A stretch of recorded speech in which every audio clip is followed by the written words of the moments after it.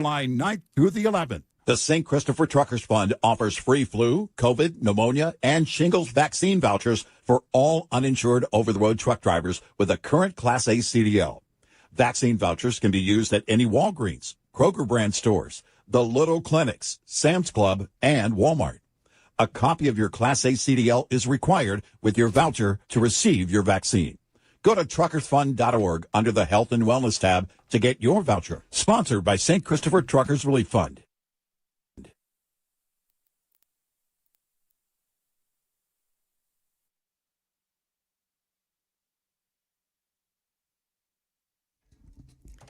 Good morning. It's 5 o'clock, and I'm Joan Jones with your top stories. We're looking at scattered showers for today, maybe some thunderstorms this afternoon. Temps will go into the low to mid-80s.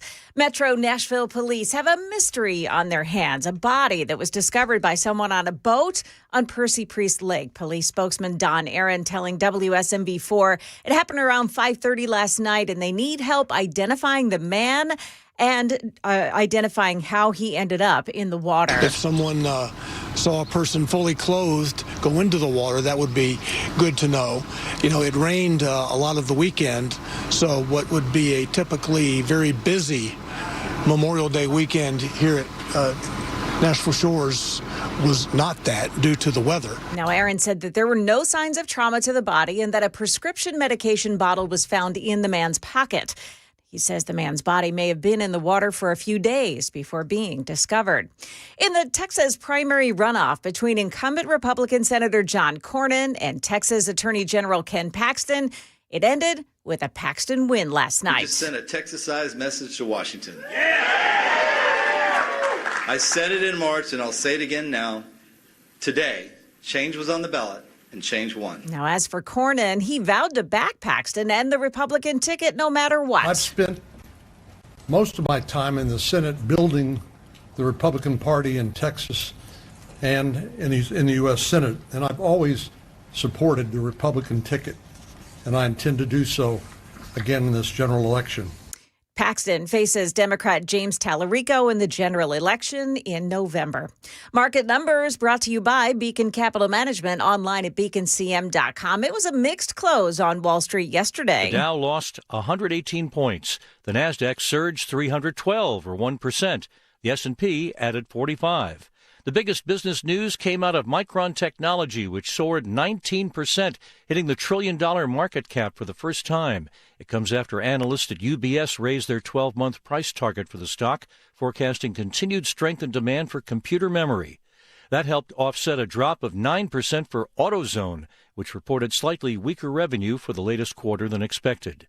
OpenAI chief Sam Altman tells a conference in Sydney that the rapid development of AI would not lead to a global jobs apocalypse and hasn't claimed as many white-collar jobs as he had feared. And in an abrupt move, BP ousted its chairman. Chuck Sievertson, ABC News. Right now, the pre-markets are looking all green. Dow futures up 237, NASDAQ futures gaining 130, and the S&P futures are plus 22. That's the latest news. Stick around for your weather. Next, I'm Joan Jones, WTN News. Hey, it's Dan Mandis from Super Talk 99.7 WTN and Nashville's Morning News. I'm here with Chris from USS, United Structural Systems. He's checking out my basement, my foundation, my crawl space to see if there's anything wrong. Fingers crossed.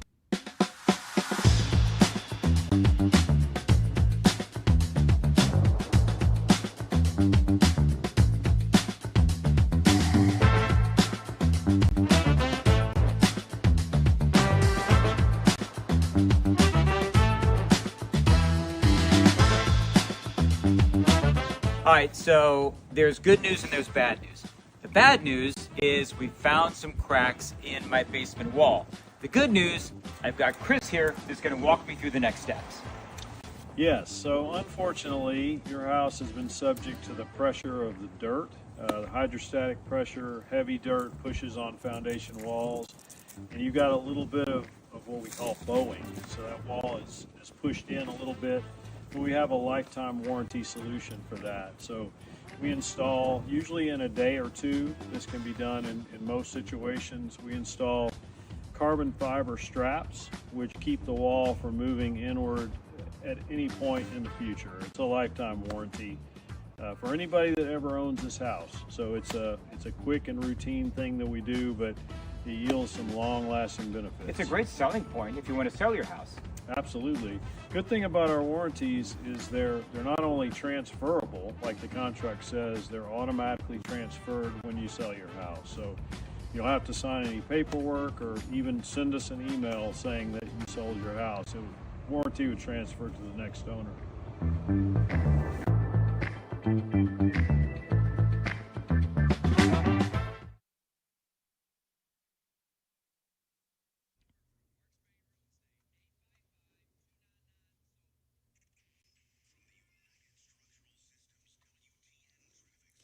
Got an accident on 24 westbound this morning. It's past Old Hickory Boulevard North. That's exit 40. Looks like that is a pickup truck and a semi-truck that spun out. It's in the median. Be careful there. Traffic every 10 minutes every morning on Super Talk 99.7 WTN.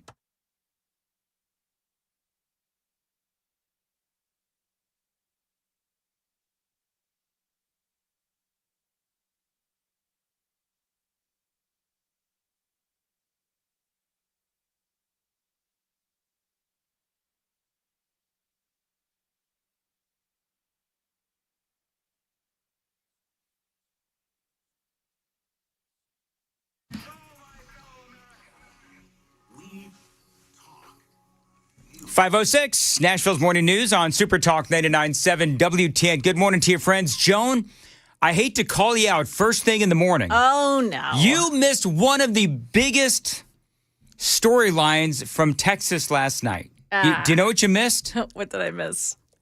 Al Green lost his primary. Say it, yeah. Now, y'all remember Al Green, right? So Al Green is the guy who, he takes his cane and he's pointing it at Donald Trump and he's yelling at Donald Trump, calling him all kinds of names. That, and beard that covers his entire face. Yeah, just a bizarre individual. He lost his primary. Yes. The Geico commercial reject? Sure, the Geico commercial reject. So he lost his primary. To me, that's pretty big news. Yeah. Now, I don't know why he lost his primary. The only thing that I care about is that he did lose his primary. So we're going to get into the political earthquake of Texas coming up at 5:35 on Nashville's Morning News on Super Talk 99.7 WTN. Maybe Sam or Joan, you can find out for me why exactly it is that Al Green lost his primary. The John Cornyn thing, I'm going to tell you, I'm not really surprised. Anybody who tries to tell you that Donald Trump does not continue to have a firm grip on the Republican Party is insane. So we'll get into that. I mean, Ken Paxton was outspent 9-1 by John Cornyn. And John Cornyn got his ever-loving butt kicked. So we'll talk about that coming up. And President Trump didn't endorse him until the very end. Very last minute. Hours before the primary began. So, it's not surprising to me. I mean, everybody knows the Republican Party is going in a more, more conservative direction. I don't know what you want to call it, but it is clear that there is very little patience for people within the House and the Senate who are not willing to play along with Donald Trump to get his agenda done. And John Cornyn was certainly one of those people. Thomas Massie was another one. So we'll talk about that coming up at 5:35 Nashville's Morning News. I do want to get to this story. It's a local story. It's a really interesting story. So a teacher at Mount Juliet Middle School, a guy by the name of Charles Ware, says that he has been fired for the way that he handled a school threat. Now, there is a lot to this story, but this particular soundbite. My fear is that in the future, we may be the next Antioch, the next Nashville, and that's scary. He's obviously talking about school shootings. Charles Ware. Now, that is, again, now a former Mount Juliet Middle School teacher, football coach, Charles Ware. And he's talking about how the school, in his opinion, mismanaged a school threat. He called them out, and now he's been fired. Now, that audio is from a piece from WSMV.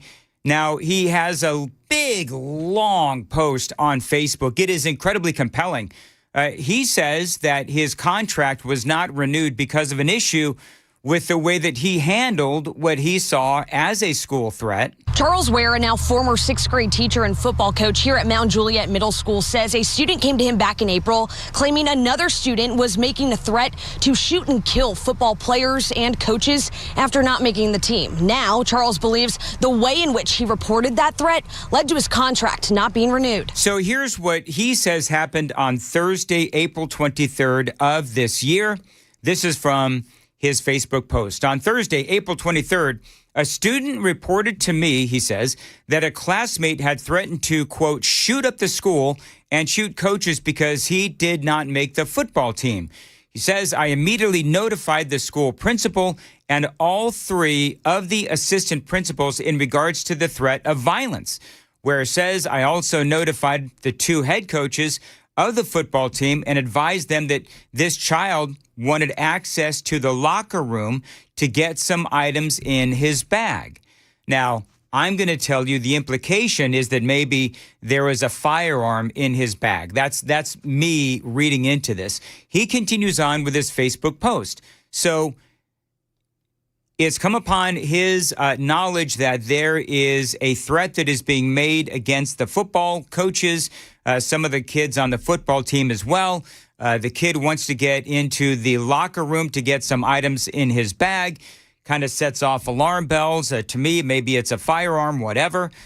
He also says in his Facebook post, I also notified this child's core teachers and advised them to be aware if he requests to leave the room with his book bag. So, to me, it sounds like the teacher, Charles Ware, did everything right. Now, the school, though, is saying that he actually did everything wrong and it led to his dismissal. He immediately emailed his administration as well as messaged his fellow football coaches and teachers. But the principal at the school told him that he should have only reported it to them. And by going behind them to warn other teachers, that was a violation of FERPA, a federal act that protects a student's privacy rights. And I do understand that. But, my question would be, what about the rights of the rest of the students to have a safe school environment? Because as this story continues on, this turns out that it was a credible threat, and the school apparently didn't do a whole heck of a lot. His Facebook post continues. Again, this is Charles Ware. While I was reporting this, several other teachers were also receiving notifications of this school threat and reporting it to the administration.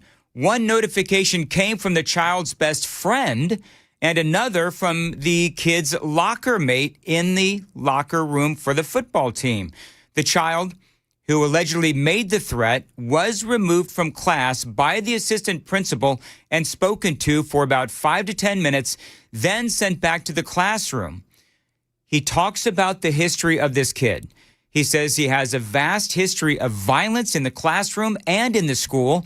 This child has been suspended on multiple occasions and been removed from the classroom for multiple different reasons and suspended.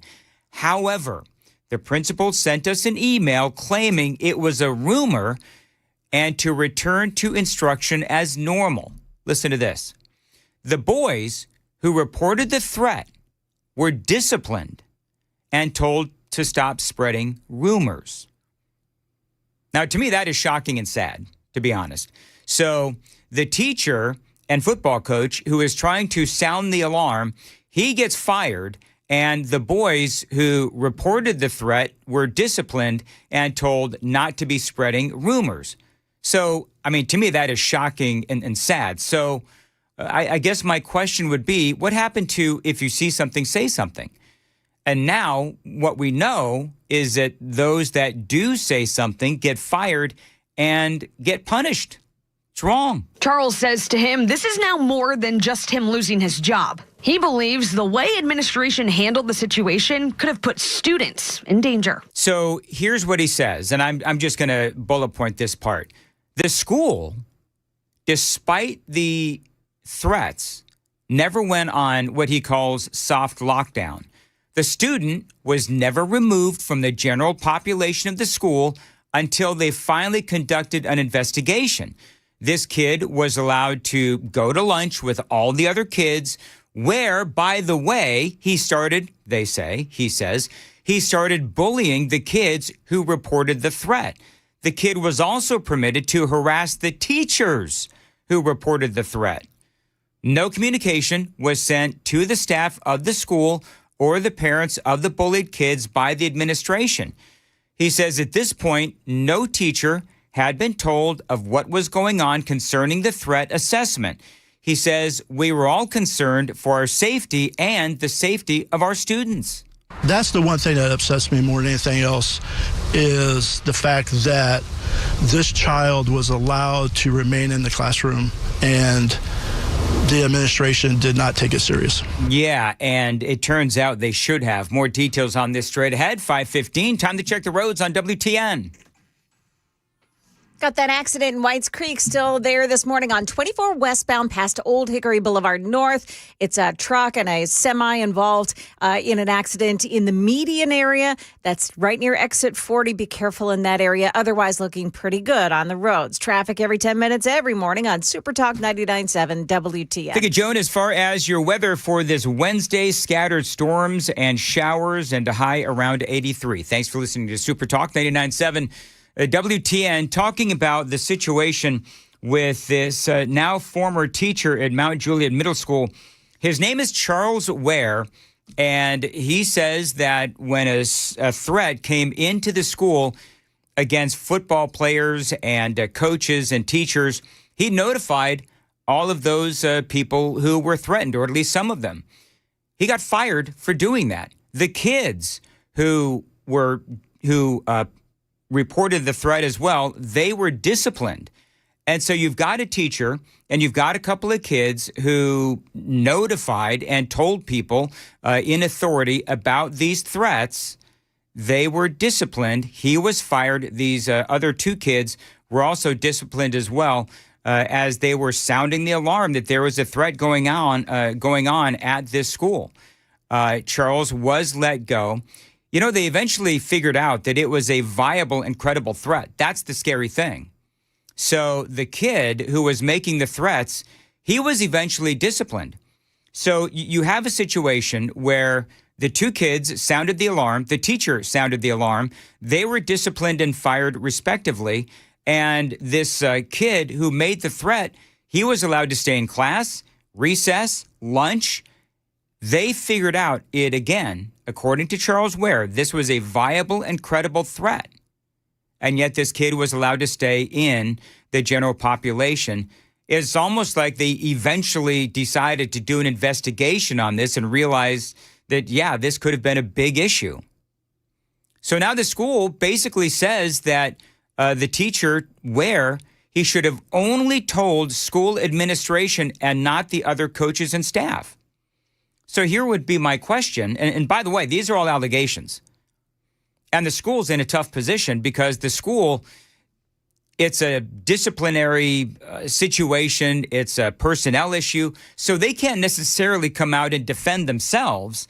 But I'm just saying that if I were a parent, and by the way, I am, this is where Riker goes to school, this is rather alarming, the way that they are being accused of handling this situation.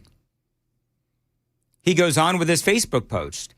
He says, a large number of teachers, myself included, do not feel safe in this school, and we wish to file a formal grievance on how this violent threat to the school was handled, how the reporting students were treated, and how the primary reporting teacher is being treated. That is him. He says, it is sad when our lawmakers put laws in place like the SAVE Act to protect students, and teachers and principals choose to unilaterally ignore them. Every news story of a school shooting begins the same way. There were warning signs. When are we, as a society, going to make these school threats seriously, going to take these school threats seriously and stop trying to hide them to make our schools and administration look good? I mean, he's got a point. If the story is as he says, which is he sounded the alarm, he told the people that were being threatened, he told other teachers, he told the football coaches who apparently they were being threatened, and the school eventually said these were legit threats. Well, then wouldn't it behoove him to warn the people that were being threatened? In no way is it a violation of FERPA for him to tell other staff. So did you look it up? Yeah, it's not. Go ahead. It's not. So basically what FERPA does, it's more about your records. Like if you've got poor grades, if you've got maybe something at home that leaked over into the school day, whatever is part of that permanent record is not necessarily accessible to everyone, and only relevant people need to know about it. So if there's teachers that have overlapping students, well, they're going to have some shared information. But when it's a general threat that could impact, there's nothing running it through Grok. There's nothing about FERPA that would prevent him from telling other teachers as well as the administration. Well, here's the good news. At 6:35, Charles Ware is going to join us here on Nashville's Morning News. Whoa. He is not afraid to name names clearly with his Facebook post and talk about what happened. Well, and before you get past it, what about the parents of this child? I mean, it's 2026. Yeah. Using that language is, in my mind, an automatic target on your back. Yeah. No, you're absolutely right. I mean, here's the deal, is that this kid clearly, if according to the teacher, Charles Ware, if, as he is describing this student who has been, and we don't know who the student is, and it doesn't matter who the student is to us for this radio show, the purposes of the radio show, he was a problem student. He's been a bully. He's been suspended. There's been clearly issues. And if he is making threats against the football coaches and so forth and making threats generally speaking, and he wants to get to his bag, to get items from his bag that is in the locker room, yeah, that's a problem.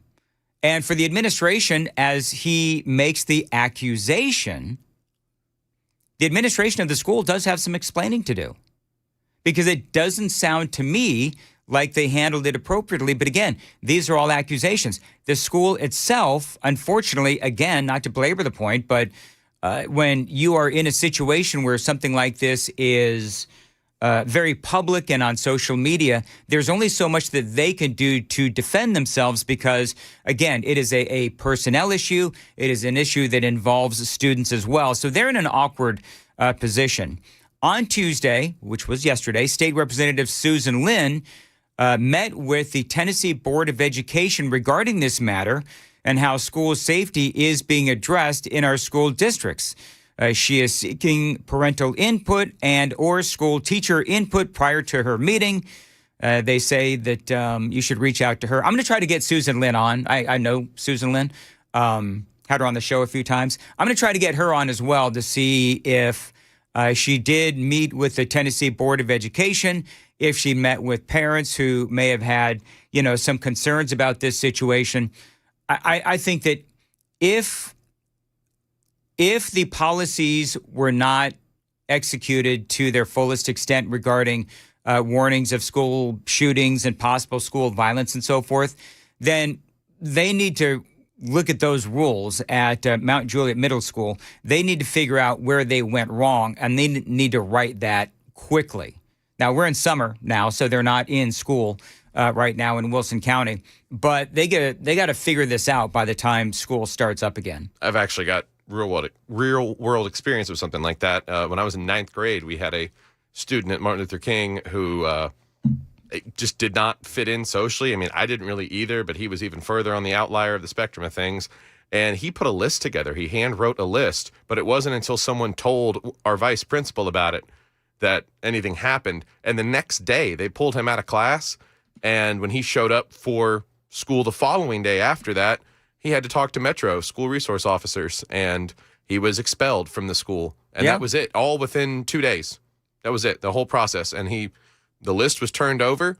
There were like 20 something people. He was, it doesn't matter if you're writing it down and you think it's therapeutic. Right. You say those kind of words in that kind of context, something is going to happen. These days, with what has happened in the past, what year is Columbine? Was that 99? 99. 99. So obviously, since Columbine, mess around and find out. If you are going to start spouting off about threats, if you're going to start, talking about doing stupidity, well, then you are going to find out what the consequences are. You know what the crazy thing is that over the past, several weeks, this seems to happen. Joan, am I right on this? Where we often see these the spate of all of these threats called into schools, right? Yeah. And they end up having to cancel school or they do whatever it is that they have to do. In this case, they had a serious threat and they didn't do what they were supposed to do. It's baffling. It's really Right? it's baffling that It is they baffling. didn't. What grounds were they like? Did this kid have parents that were notable that they didn't want to? I don't know. There's so many things that you can figure into this, to fill in the gaps because there are big gaps in this story. So what the heck? I want to hear from this teacher that you'll have on at 6:36, but I also want to hear from the other side. Like, what were they thinking? Well, that's what I see. Not to belabor the point, but they're in a tough position because I can call them Yeah. and they would say, we can't talk about it, man. Yes. Yeah. We can't. So I feel, I'm just going to tell you as, a guy that has dealt with personnel issues for the better part of 40 years in management, the school is in a tough position. And so I'm not automatically taking the side of Charles Ware, this teacher. I do understand, and the school has said there are two sides to every story, and they are absolutely right. So, but I want to know, were those two kids who reported this threat, the kid's best friend, the alleged threatening kid, his best friend and his locker mate, were they really spoken to about spreading rumors? And what was that discipline that they had to, that they got? And also the, Charles Ware, the teacher himself. I do want to hear his side of this story because if it's as he says, then they need to look at the policies of this school and ensure that the policies moving forward are followed. Because it sounds like, according to this teacher Ware, these policies were not followed. All right, 5:26. Joan's got the news at 5:30. Joan? Yeah, coming up here at 5:30, the latest on Iran and what's happening there. Doesn't seem like a whole lot is happening, but apparently there are some undertones that say there really are. We'll bring you that story coming up at 5:30 on Super Talk 99.7 WTN.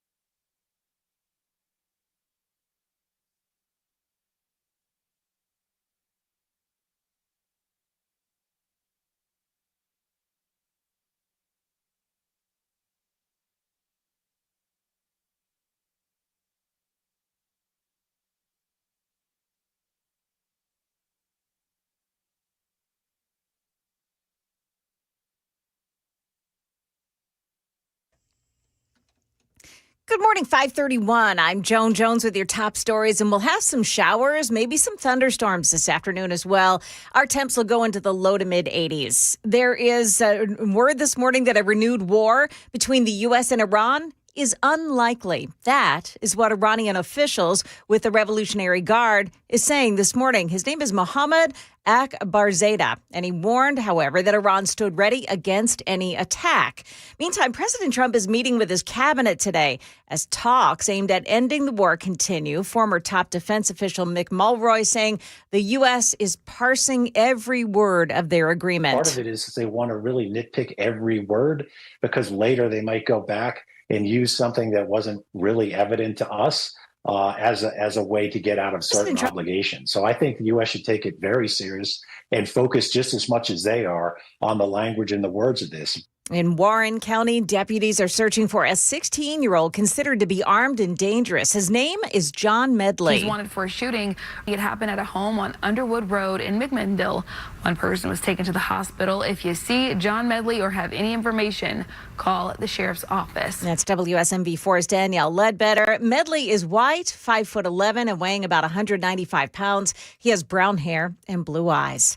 NASA has revealed its plans for creating a base for astronauts on the moon. It's expected to play a critical role in the space race between the U.S. and China. This $20 billion moon base project will unfold in 3 phases. The first, kicking off this year. NASA will use drones and rovers to scout the best sites near the moon's south pole before construction begins in 2029. During that first phase, NASA plans to land on the moon nearly 24 times. And by 2032, it plans to send the first astronauts to live and work on the lunar surface. That's ABC's Sophie Flay. NASA plans to use this base as a training ground for astronauts to eventually land on Mars.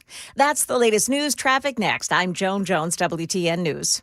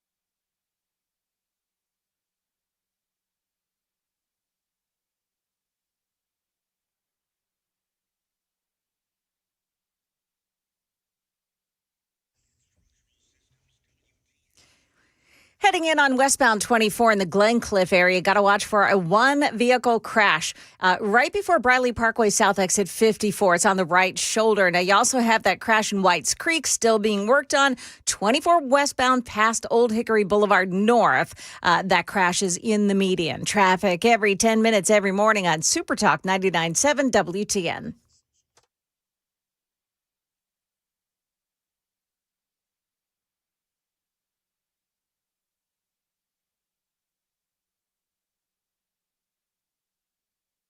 .538 Super Talk 99.7 WTN. We have some very disappointed people over there on the YouTube chat, Joan. Why is that? Well, your camera for day 2, second day in a row, your camera not working. Just real quickly, though, it would appear we actually have a first-time watcher over there on YouTube. Really? Yeah, and he probably came over there just to see the H-O-T-T Joan Jones, who everybody says is... We talked about this with Jay. Is hot, but I think his name is Jim Schaefer, I think. But he says, hey, how nice is it to see all of my... the faces of my radio station friends. So there you go. So welcome to, Jim Schaefer, 8921. So welcome to the YouTube chat. I love what, because we're talking about what happened over there at Mount Juliet Middle School. And I said there's 2 sides to every story. Travis actually is spot on when Travis says, well, Dan, there's actually 3 sides to a story. Mine, yours, and the truth. Okay. Boom. Yeah, and Travis is actually right. So anyway, we do not have Joan's camera is, for whatever reason, not working for the second day in a row. Now, here's my question. Do we know why Al Green lost his primary?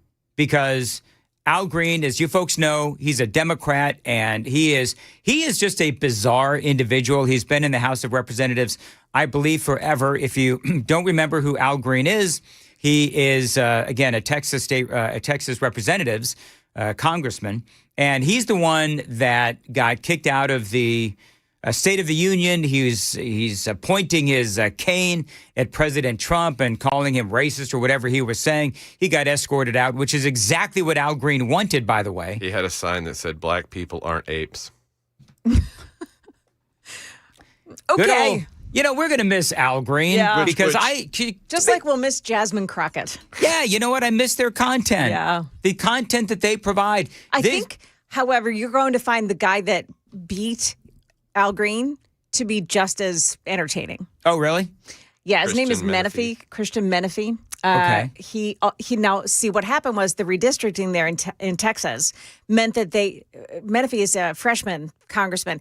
Their districts, Menifee's and Al Green's, were drawn into one. So they had to compete against each other. Okay. In order for this 18th congressional district. So Menifee won. He's 38 years old. He looks like he's a protege of Al Green. Is he like a younger version of Al Green? I gotta look this up now. Yeah. Well, we gotta. All right. What's his name? Christian Menifee. Menifee, Menefee. Menifee benefited from a $5 million in outside spending from a super PAC aligned with the cryptocurrency industry. Yeah, protect progress. Yeah. So, okay. Did you know what's so bizarre? He actually looks like a younger version of Al Green. Did you see how Spectrum Local News put it? Spectrum 1 or whatever down there. It was a deliberate strategy to pit 2 black Democrat leaders against each other, reducing the number of safe Democratic seats. Are you kidding me? Green himself criticized it as forcing communities to, quote, fight for scraps. Oh, my goodness. Whatever. He actually, doesn't he look like Malcolm X more than anything? Yeah, he does. I mean, he looks a little look. Malcolm X-like as well. Yeah.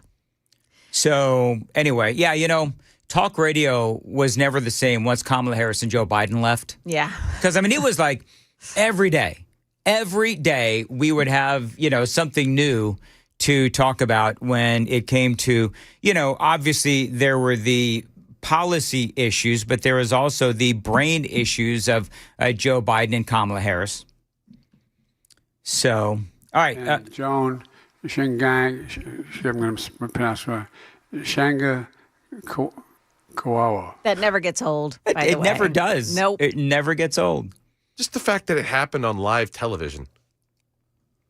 When was that? What was that? Do we know? Because, I mean, there's video of Joe Biden, brain hemorrhaging everywhere. So. Well, and literally falling off a bike. Yeah. Joan, you ever been on a cruise? Oh, yeah. Oh, you've been on a cruise. So, can I ask you a question? Yes. So, when you go on a cruise, one of the top 3 things you want to buy, bathing suit? Mm-hmm. Oh, before you go on. But, okay. Yeah. I thought you meant on the cruise. Yeah, me too. No. Okay. Bathing suit. Maybe, I don't know, a beach bag, whatever, electronic stuff, and pool shoes. Okay. Listen to this headline. Carnival cruise guest suffered 2nd-degree burns on his feet while walking barefoot to the pool. And now this person is suing Carnival Cruise Lines. Oh, my gosh. How is that possible? Do we need to tell him that the water is also wet? It is insane. See, that's... Jorge... It's like the McDonald's coffee is hot. Yeah. I mean, seriously. But that was a legitimate lawsuit. That was a very legitimate lawsuit. She had 3rd-degree burns all over her groin. It was an elderly woman, and McDonald's refused to pay. All she wanted was her medical bills covered. So that was a legitimate case. Do you know what's so funny? I almost hate to admit this. And then we'll get back to the Carnival Cruise person. Do you know what happened to me a couple months ago? What's that? Starbucks? It was McDonald's. I'm wearing sweatpants a couple months ago. Uh-oh. Yeah. I'm wearing sweatpants. I go to McDonald's and I only have time for one stop. I get coffee at McDonald's and stuff for the youngling and the wife. And I pull it into my car, and what do you think happens? The coffee spills on my lap, and I'm wearing sweatpants. So it kind of holds it all in. It sure held it right on in there, and oh boy. I'm so sorry. Do you know what's so funny about this? Is what's funny about me. I laugh at myself so much and so often that I actually said to the person in the drive-thru, I laughed and said, now I'm going to sue you for $1 million. And the person looks at me like, what? You know what I mean? Totally didn't get the joke, but I'm laughing hysterically Waking at myself. up from their THC vape pen stupor. So I walk into the house and I've got, I've got the McDonald's bag. I'm walking in and it looks like you wet your pants. I wet my pants. That's what Amy said. It's he's so old, incontinence has finally set in. And then you said, no, Amy, it depends. Oh, look at Sam. Look at Sam. Always with the pun. Very punny, Sam. Very punny. Anyway, so, yeah. And it was kind of funny. Anyway, whatever. So, Jorge Luis Alvario Nunez was on board Carnival Magic in May last year when he burned the bottoms of his feet while walking from the deck chairs to the pool, according to a lawsuit filed in Florida May 13th. While a passenger may reasonably expect an exterior deck surface exposed to sunlight to become warm, this guy could not reasonably anticipate that the deck surface had reached temperatures capable of causing severe 2nd-degree burns within seconds of ordinary contact, the complaint seen by the Daily Mail stated. So when you step on something that's really hot, and I know they just said, within seconds, when you step on something that's really hot, don't you jump and get off of it as quickly as you can? Yes, you run. I mean, yeah, you run, you step on something, run into your shoes, whatever. You don't stand there and allow it to burn your feet off. People are just dumb. I think we need to back up to the point where you're on a public Carnival cruise barefoot. I want to know, so here's what I want to know. Where are the hundreds of other lawsuits from all of these other people that were also on the Lido deck as they were, walking around also barefoot? Oh, wait, I'm sorry. People actually, they do tend to get pool shoes. And flip-flops. And flippy-floppies, right? They get that stuff. But, so, I mean, lawsuits and millions of dollars, stupid people should not be awarded for their stupidity. That's what I want to say. Yep. Stupid people should not be awarded for their stupidity. And this guy, and Joan, you're absolutely right. Because I've been on 2 cruises. Been on my last cruises, by the way, and no, they weren't Disney cruises. But, I mean... Not what I heard. No, stop it. I'm not going through that again. It was not a Disney cruise. Anyway, but yeah, you know what? Those decks can get really hot, but I think if I remember right, there's actually signs that say slippery when wet and hot when sunny. You know what I mean? Yeah. So I think that there's so many people that just, you know what this is, right? So what this is old Alvario Nunez. He just wants to settle out of court for $100,000. Oh, yes. That's what he wants to do. Sees a payday out of this. Alvario Nunez had allegedly walked only around 20 steps across the Lido deck of the ship, which had departed from Miami. According to the complaint, the deck was said to be unreasonably hot. Okay, can I ask this question? What is unreasonably hot? I mean, you're in Miami, and you're on a cruise ship, and you're barefoot. I mean, what is supposed to happen? Is there a way? I don't know this. Is there a way to prevent a deck on a ship from getting hot? I guess if you have somebody like mopping it with pool water, which is gross. No, that's just silly. I mean, I'm not saying you're silly, but I mean the answer to the question is no, there's nothing you can do to cool down a hot deck on a sunny day. On a sunny day. Yeah. Got to be careful with them hot decks.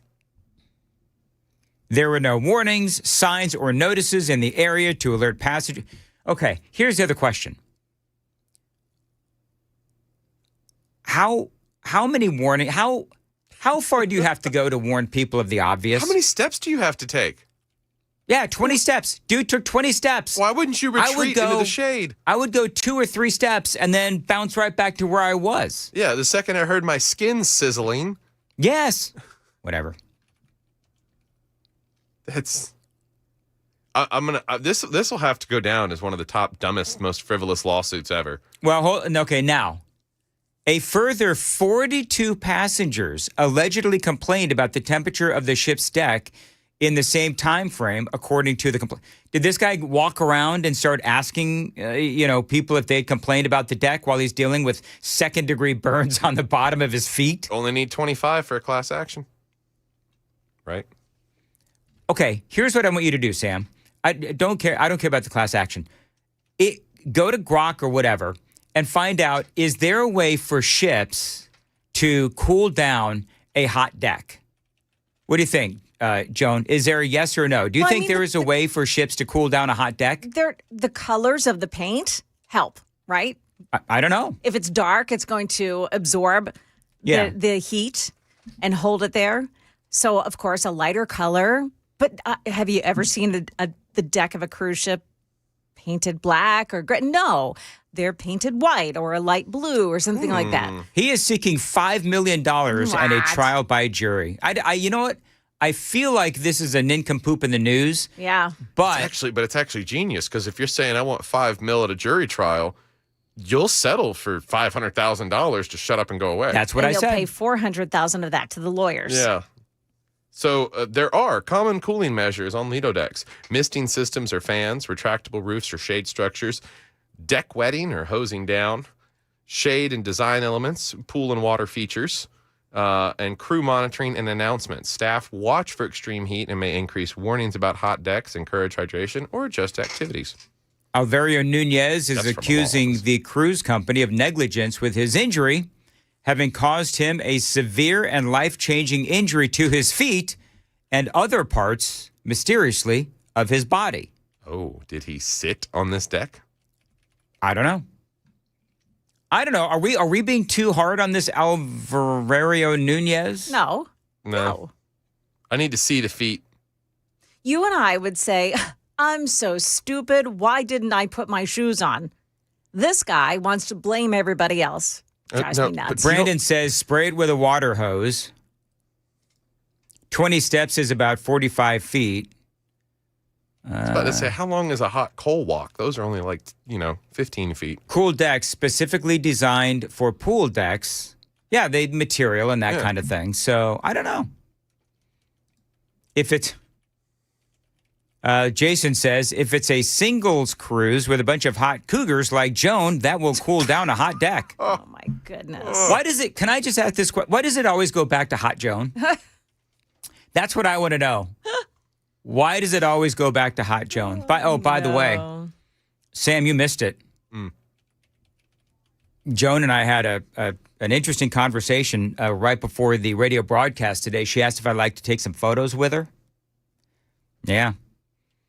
Dan wanted me to eat your heart out, Jason. What he's going to wear. That's right. Yeah. Hey, Joan, what are you going to wear? All right, so the radio station. Remember the other day we had like school picture day. Mm-hmm. My pictures turned out terrible, like absolutely terrible. I disagree wholeheartedly. So was it the shirt? I think it was the guy in the shirt is not aging well. That's what it is, and so which is so funny because I don't feel like I look all that bad on camera, on Super Talk TV, but oh my Lord. These were like terrible pictures. How bad were the pictures? I was embarrassed to show them to my wife. And I said, wife, now I know why, you're lacking in affection for me. I'm ugly. Stop it. Gosh. So then Joan says, well, we need to get some pictures of she and I here on the morning show. So because I missed school picture day. Because she missed school picture day. Yeah. So great news is I get a do-over.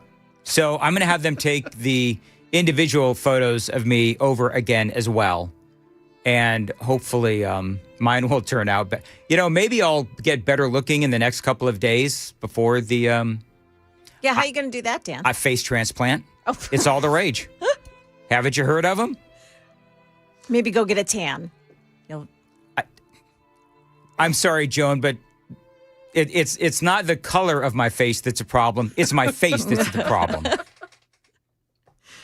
Sometimes it can make you feel better about yourself if you have a tan. Really? Yeah. You know what I should do? I should go get... I'm going to go into a tanning booth, and I'm going to say, I would like the Trump orange, please. The Trump orange? I would like the Trump orange. I mean, isn't that a color? Yeah. I mean, there's got to be... I've never been in a... Have you been in a tanning booth, Joan? Oh, yeah. I used to work at one when I was a teen. Yeah. So you go in. I mean, that's got to be... orange. Well, that's a spray tan. Yeah, or the kind that you rub on with the mitts. I will never in my life understand. I think Donald Trump looks better without the orange. I think Donald Trump actually looks better without a spray tan. Am I wrong on that, Joan? No, I think the same thing. And mostly because, for whatever reason, he still puts the glasses, the goggles on. So it's white around his eyes. He does. I don't know. I love Donald Trump. I mean, I don't agree with everything that he does, but I really. Oh, by the way, real quick, Al Jazeera. This is whiplash. Al Jazeera is also saying now that a deal is done. Ooh. So I don't know. I will have to wait and see what happens. Here's the deal. The stocks. Well, the futures. Here's the deal. Up, yeah. Is that there's got to be transparency. If there is a deal means nothing without transparency. That's my point. We're going to give them, because remember yesterday in the news, they wanted, this was after I left the airwaves, I think, but there was a $24 billion that this money that has been frozen, Iranian assets, $24 billion. They want half of that up front and half of that given to them within the next couple of weeks. And it's like, okay, how are we going to be able to confirm that that money isn't going to fund Hezbollah or Hamas or the Houthi rebels, etc.? We are running really late. 5:57. Joan's got the news at 6. Joan. Yeah, coming up here, he was drunk. What police are saying about the driver who caused a horrific Memorial Day crash. It's coming up at 6 on Super Talk 99.7 WTN.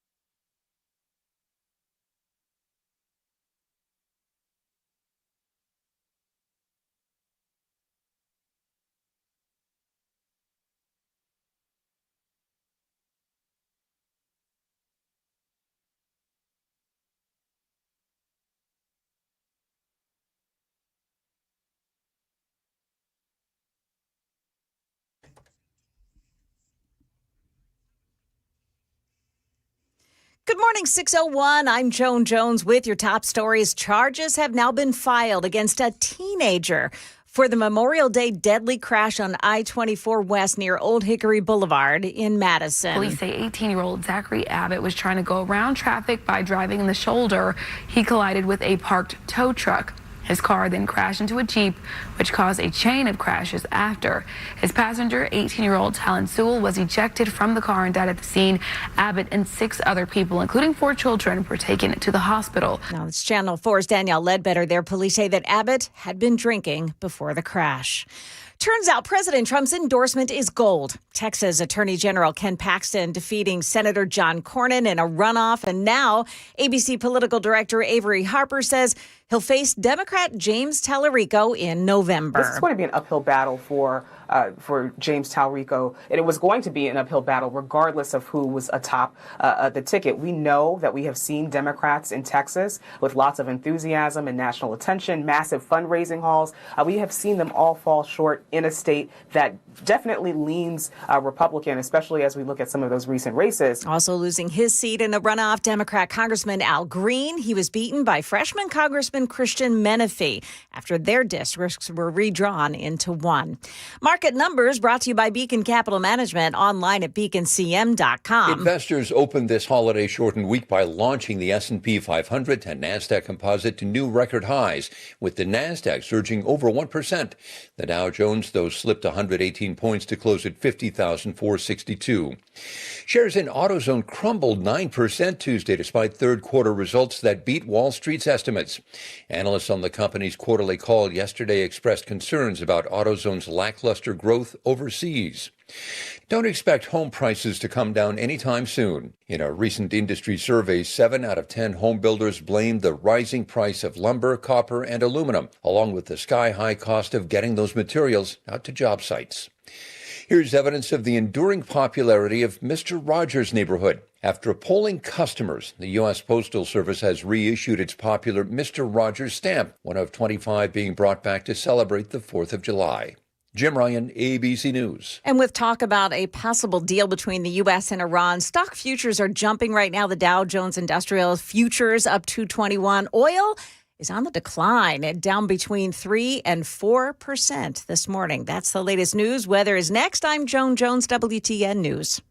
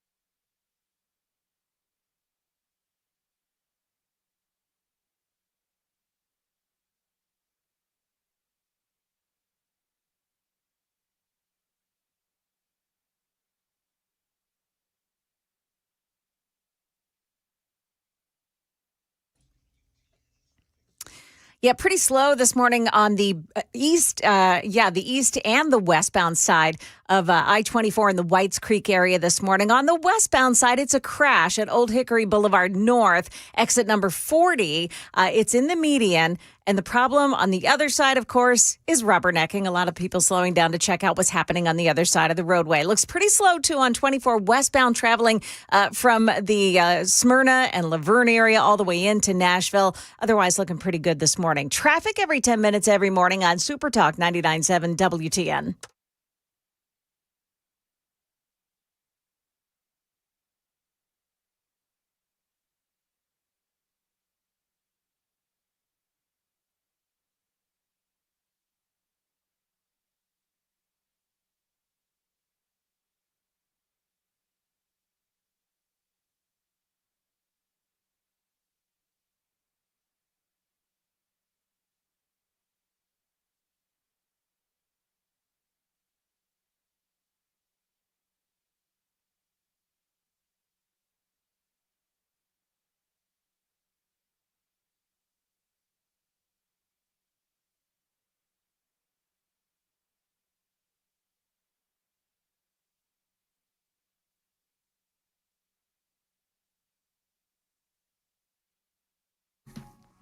.607 Super Talk 99.7 WTN. And welcome on in to Nashville's Morning News.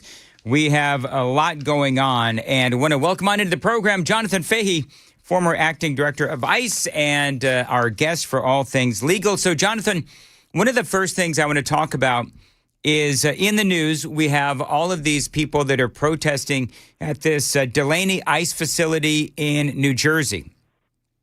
Now, here's my question. You have all of these people that are outside the ICE facility.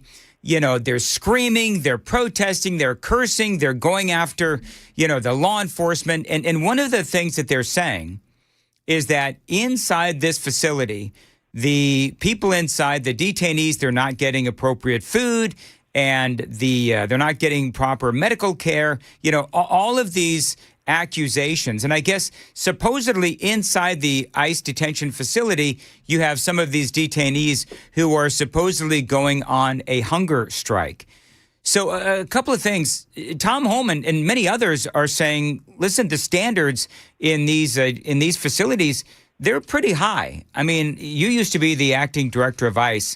What can you say about what is going on inside these facilities? And obviously you don't know exactly, but, based on your experience, what would you say?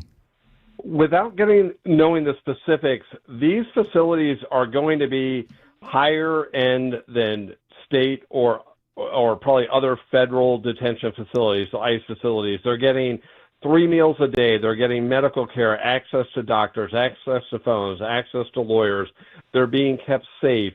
So that, as a general rule, that's the case. Doesn't mean there can't be exceptions here and there, but that's generally what's going on. I don't believe any of this for a second. I think it's all pretextual because they're just trying to prevent deportations and, the hunger strike, things like that. This is the classic, you don't let the inmates run the asylum in a literal sense here because it's like, of course they're going to complain if they have a chance of getting out and getting attention and stuff like that. So, this is all manufactured in my view because it's part of this overall subversion, campaign of the Democrats to prevent them from being deported because they never come back with, hey, we want better conditions. So we're going to, get everything on the fast track to build the new and better ICE facility. They fight new facilities being built. They always fight everything. So if they really wanted things to be better, they would come up with solutions to get things better. But instead, their solution seems to be, let's let all the illegal aliens back out in the community, which is not acceptable. Well, one of the things, Jonathan, that I would also say, and by the way, congratulations to Senator Andy Kim as he's starting his reelection campaign by getting pepper spray in his eyes. He was, of course, we all know that is the best thing that could have happened to this Democrat. But, one of the things that I would also say is that you're right. I do believe that it is performative, but they're also trying to make it seem like, well, the ICE facility is what's causing their insanity and their bad behavior. as they are doing what they do, again, attacking law enforcement, attacking the law enforcement vehicles and so on and so forth. But to me, what they're trying to do is they are exhibiting all of their bad behavior to stop deportations. The other thing that I find interesting is that one of the things that detainees are saying is that they're having to wait a long time for their court hearings. Well, when Joe flippin' Biden let in millions of illegal aliens, then yeah, you know what? The courts are a little backed up. Yeah, exactly. They created this own problem, and then they complain about the problem. It's literally insane. It's like, yeah, well, there's one thing they don't have to do is wait for their court hearings. They can waive everything and agree to be deported because most of them have no legitimate immigration claim to stay here. So they can do that like lots and lots of other people have been doing, and people that aren't detained can actually get a check in their hand to walk out the door and a free flight to fly out the door, I guess, with $2,600 in their pocket. So this idea that there's a backup, so what? That they have to deal with it. And again, you're right. Joe Biden created this, and that was part of the whole scheme, right, under Biden, is if you bring in so many people, the idea of deporting them becomes so burdensome, then your only fallback is, whoa, coincidentally, let's give them amnesty and they'll vote for us. I mean, it's insane, and this has to be done. And yeah, it's going to be unpleasant. There are going to be some sad stories along the way. But I think anyone that follows this knows what the Democrats' real motivations are. If they had wonderful conditions, but they were rapidly deporting people, they wouldn't actually be happy about that. Or really horrible conditions, but let them stay at the end, they'd be okay with that. So it's all pretextual. You have people like Mikey Sherrill out there, fighting against it as if she cares about the conditions, but she's meanwhile signing all of these anti-ICE laws to make it harder for ICE to do their legitimate jobs. I think it really shows where she's coming from on this. But the whole thing is performative, but it's also dangerous for the agents because these people they're disrupting the agents doing their job, looking for detainees in their cars, but also this constant drumbeat attacking the agents puts them overall in more danger when they do their job day in, day out. Talk about, real quick, and then we're gonna move on to a judge dropping the case of human smuggling against Kilmar Abrego Garcia here in Tennessee. But just touch on real quick. You've got these folks, you've got senators and congressmen and governors and state lawmakers, and they all want access to this facility. And the people that run the facility, they're like, listen, we can't let you in right now. There are certain policies and procedures to let you in.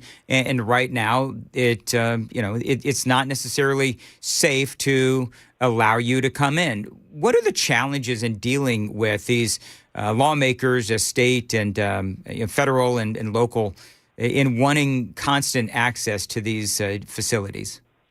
And yeah, sort of back to the original point, they don't really care. They're just trying to be disruptive. But on a couple quick points, Mikey Sherrill has no business visiting one of these places. She doesn't have any right to see it any more than anyone else. She's the governor. The members of the House and Senate can arguably say as part of their oversight function, they have the right to see these things, and that's true, and they're generally given access to see the facilities, but you can't bring people in when there's a riot outside or possibly a riot inside or they're going to cause disruptions because the primary role of these facilities is to keep the people in there that they're detaining and the people that work there safe and healthy. So they can't do something that puts them in danger. But that's sort of a little, it's a tactic that they're using is create all this chaos around and then say, oh, we want to go in, but it's at that point unsafe to get in, and then they complain they're not getting in. If they were to call a facility, say, hey, we want to come and view your facility, tomorrow or next week, they'd be able to do so, and ICE would accommodate that, but they can't do it when there's all this chaos and potentially danger, and also danger to them as well, which, ICE doesn't want anything to happen to them, even though they're adverse to them. They want to keep them safe as well. All right, 6:15, more with Jonathan Fahey coming up next. Time to check the roads on WTN. Whites Creek, 24 westbound, an accident past Old Hickory Boulevard North. Watch for rubbernecking on the eastbound side. No problems on 65 or 40, though unusual delays on 440, 840 running accident free. I'm Christy. Cloudy today, scattered showers and storms, a high around to 83. Thanks for listening to WTN. All right, Jonathan, so real quick, Kilmar Abrego Garcia, we've had an Obama-appointed judge drop the human smuggling case against him, even though it's all on video. I mean, people, I know you know, but people who listen to Nashville's Morning News know that I've been covering this for a long time, where this Obama-appointed judge basically decided to drop the charges of human trafficking, even though there was plenty of evidence to support human trafficking. But the judge said that this whole thing was vindictive prosecution by the DOJ and dropped the charges. Yeah, I have an issue with this, and part of what this judge did and part of his reasoning was saying basically, well, the evidence that you were talking about, the video, that was already known to the government before all the stuff with Abrego Garcia happened, so it just shows that they wouldn't have brought a charge other than these other things going on with him. The problem with that is this was all known to the government under the Biden administration when they weren't prosecuting anyone, and they invited illegal aliens, and they basically wanted people to do what Abrego Garcia was doing. So it's the government, but not really the same people. And it would beg the question is, in the course of dealing with his civil immigration issues that were going on before, remember when he got all the stuff of him getting locked up, being sent to El Salvador, the senators having cocktails with him, they then rediscovered or learned that he had also been involved in something very serious, human trafficking, as well as the allegations of gang membership. It would arguably be derelict in their duty to just say, hey, just because the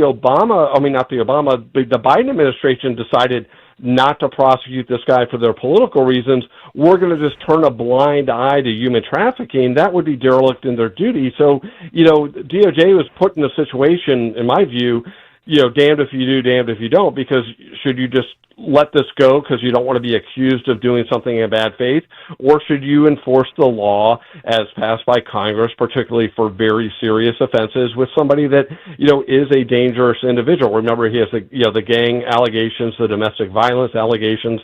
This idea that this guy should just, get to run free is not a responsible decision for DOJ.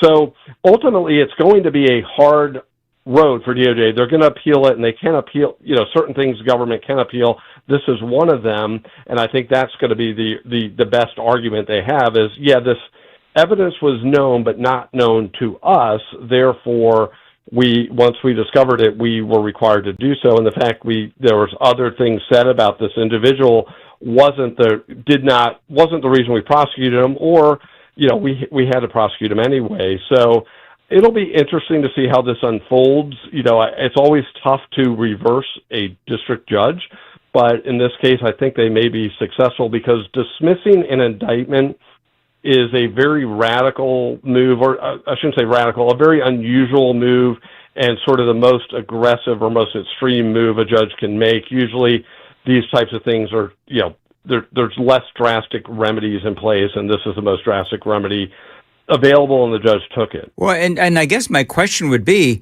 okay, so the evidence is out there. I mean, the video shows he's got 8 of these illegals in a car. The car is owned by a guy who is an illegal alien and a convicted human smuggler. He pretended not to speak English. Everybody had, all of these guys had Kilmar Abrego Garcia's address as their address. I mean, there's just a lot of evidence there that he was trafficking these folks. But can a vindictive prosecution or evidence of a vindictive prosecution, can a judge literally use that to overrule the clear evidence that this guy was human trafficking? I mean, that just seems bizarre to me. And what do you think this is do you think this is going to ultimately end up at the Supreme Court? And what do you think will happen? I don't think it'll go to the Supreme Court. I think it'll go to the Court of Appeals, and this judge, I think there's a decent chance he'll be reversed. I don't know how great, again, there's always going to be deference to district court judges from courts of appeals, but I think you're right. The point is, this evidence is there, it's overwhelming, and this idea that you should just walk away from it. And the question is, well, does this DOJ, are we treating people like this currently similarly, are we letting them all go, or are we prosecuting them? My guess is this DOJ is prosecuting every version of Albrego Garcia they find out about that they have evidence against. So, again, this was something DOJ or DHS showed no interest in under the Biden administration. My understanding was this was sort of referred over to them from the Tennessee police, and they didn't do anything with it. So it really, the real issue here is, again, the Biden-Mayorkas open borders regime that put everyone in danger.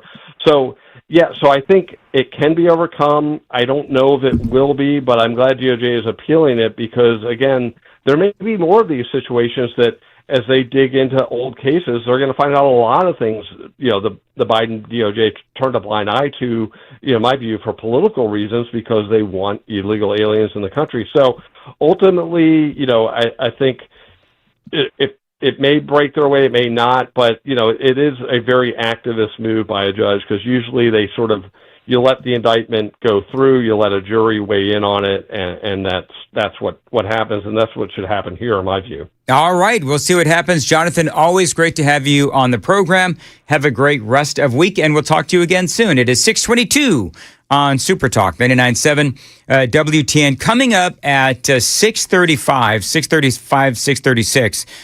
Former teacher at Mount Juliet Middle School, Charles Ware. He says that he was let go for sounding the alarm on school security lapses and some very scurrilous accusations by this former teacher against the school. We are going to talk to him. It's a very compelling story. Looking forward to talking to him. Coming up at 6:36, and Joan has the news coming up at 6:30. Joan, what you got? Yeah, are we any closer to a deal with Iran? Some hints on that this morning. We've got the story at 6:30 on Super Talk 99.7 WTN. Thank you very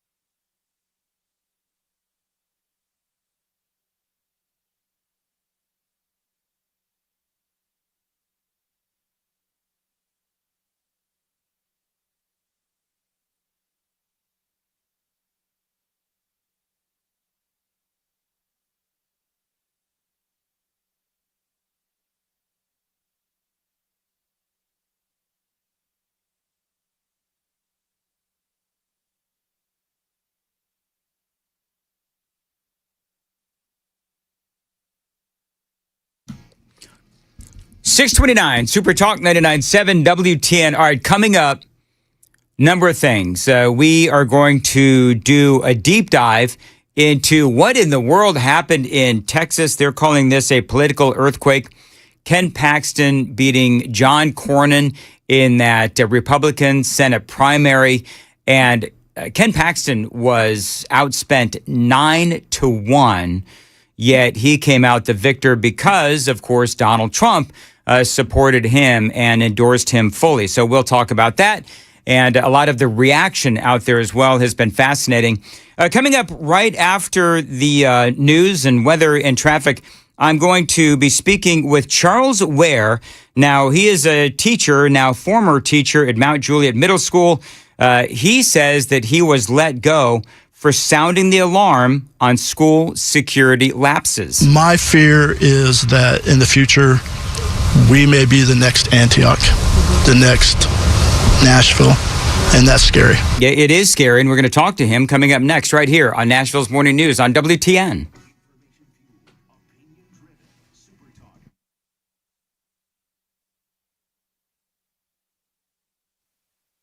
Good morning. It's 6:30. I'm Joan Jones with your top stories. President Trump calling a meeting of his cabinet today, happening at the White House.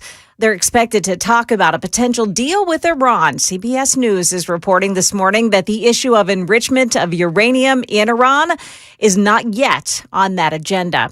Closer to home, police in Clarksville are asking drivers to stay away from the 700 block of Monroe Street as they continue to negotiate with a man who is barricaded inside of a home. Channel 4's Marius Payton. This is a domestic-related situation, and they have been able to get two people safely out of the home. But there is a man inside with one other person. And they're asking people who live nearby to remain inside if possible. A Mount Juliet Middle School teacher and football coach saying that he's out of a job because of the way he reported a threat from a student. WSMV4's Sarah Ellen reports Charles Ware claims it came after he notified fellow coaches and teachers, as well as the principal, when a student threatened to kill football coaches and players. That was a violation of FERPA, a federal act that protects a student's privacy rights. Now, a month later, he received a letter from the director of schools informing him that his contract would not be renewed and claims his reporting of that threat may have something to do with him losing his job. Charles says to him, this is now more than just him losing his job. He believes the way administration handled the situation could have put students in danger. My fear is that in the future, we may be the next Antioch, the next Nashville, and that's scary. Now, Ware says the administration allowed that student to stay in the classroom. There was no lockdown. Charles Ware will join Dan in just a few moments. Stick around for that story. That is the latest news. We've got your traffic and weather ahead. I'm Joan Jones, WTN News. Thank you, Joan. 632, Nashville's Morning News on Super Talk 99.7 WTN. Father's Day is coming up on June 21st. Now, I've been telling folks you can't shank Mother's Day. We also can't shank Father's Day. If you need a great gift for your dad, watches, cufflinks, tie clips, money clips, you name it, my friends at Brentwood Jewelry, they can help you. Now, this is the official jewelry store of the Mandis House. I bought Amy a couple of pairs of earrings, and she bought me my favorite watch, all from my friends at Brentwood Jewelry. So if you need to find something special for a special someone, for a special holiday like Father's Day, check out Brentwood Jewelry. Again, online anytime. It is BrentwoodJewelry.com. They've got great watches. That's my personal favorite. 7012 Church Street East, located in the heart of Brentwood, just off Franklin Road. Exceptional style, exceptional deals every day for over 50 years. Please, as always, tell them Dan Mandis told you to reach out, BrentwoodJewelry.com.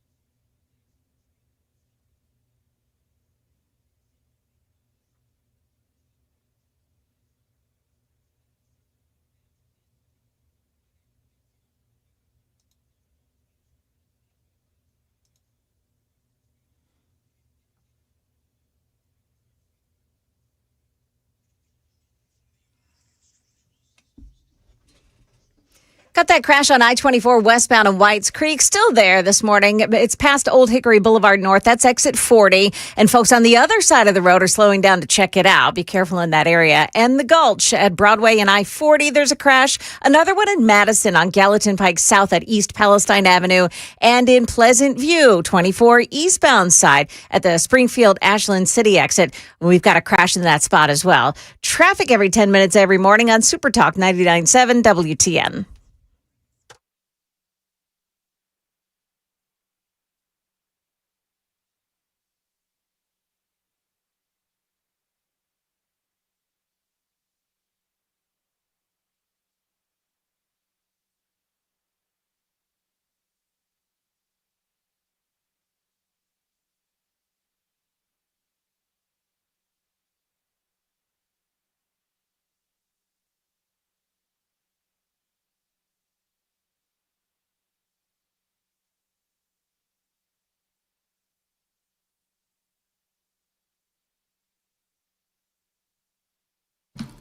.636, Nashville's Morning News on Super Talk 99.7 WTN. Super Text line is open, 615-737-9986. Want to welcome on into the program Charles Ware. Now, Charles, you until recently were a teacher at Mount Juliet Middle School, and you say that you've been fired. You've been in the news. You say that you've been fired because of the way that you sounded the alarm on a school threat. So, with the understanding from everyone that there's always three sides to every story, mine, yours, and the truth.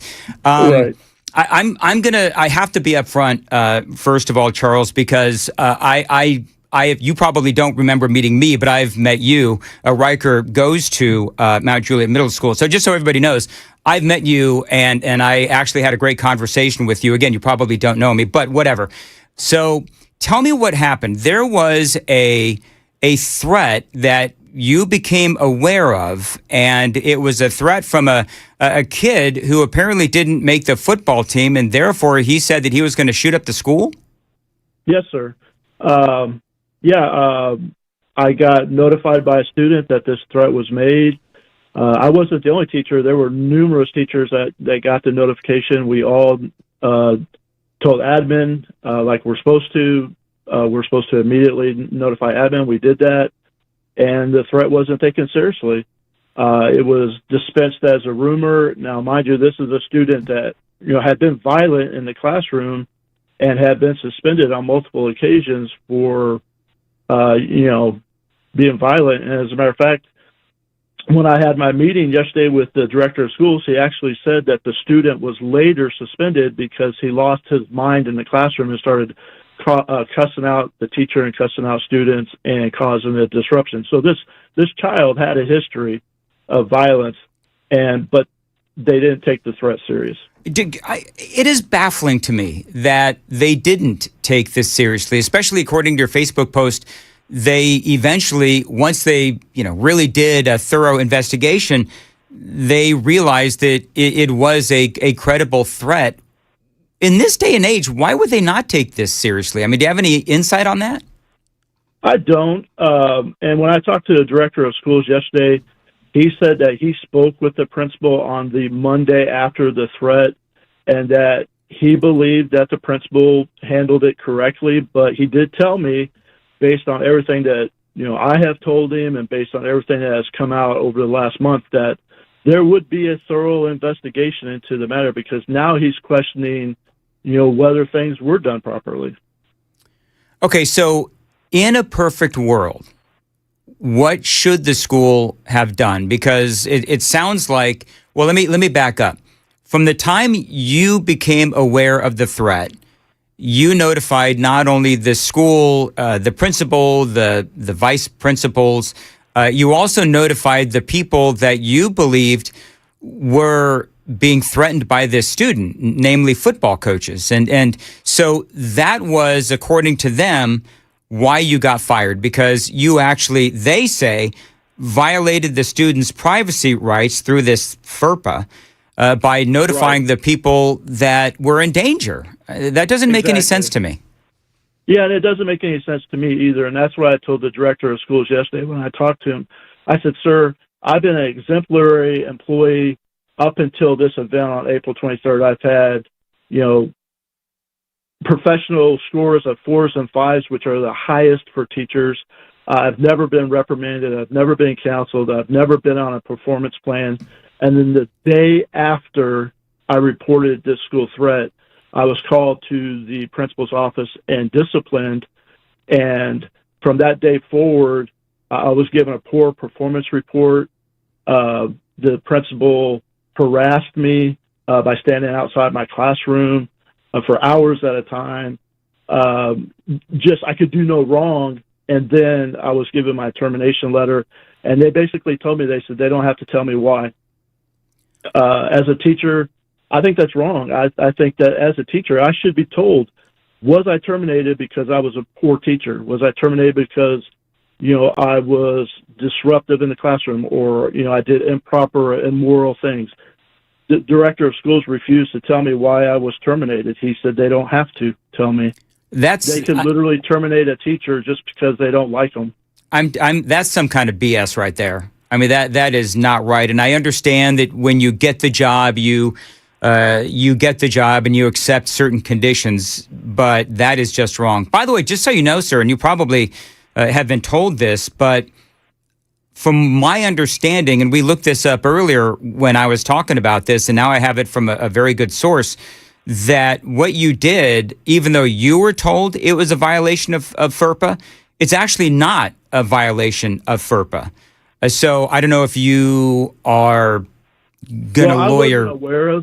I wasn't aware of that until I was informed of it. I actually, since this has gone viral on social media, I've had people blowing up my phone and sending me messages and stuff. And literally I had a lawyer contact me and was like, it's not a violation of FERPA. You're duty bound to let these people know that this threat has been done. And so I didn't know that. And now that I do know that, it makes me feel better that I did the right thing. But it's just scary that, especially after we had the school shooting in Antioch, we had the school shooting in Nashville, which is just literally right down the street from Mount Juliet Middle School, that this principal just dismissed this threat as a rumor. This kid was allowed to carry his book bag into a lunchroom where there were hundreds and hundreds of students that he could have just pulled a weapon out and started shooting kids. And that's why I am so baffled. I mean, I don't understand. And according to the story, you had made mention that the kid wanted to get to the locker, the locker room where he wanted to get his book bag, and you alerted teachers, don't let him get that book bag. The other thing that's baffling about this, there were two students, I guess this kid's best friend and his locker mate, who also said, yeah, there's a threat here. And they were disciplined? They were reprimanded, yes. The principal called all the reporting students into his office and basically chewed them out and said, I don't appreciate you spreading rumors around the school. And he basically scared the kids. He was trying to intimidate them. And that's what he tried to do with me when he called me into his office the next day.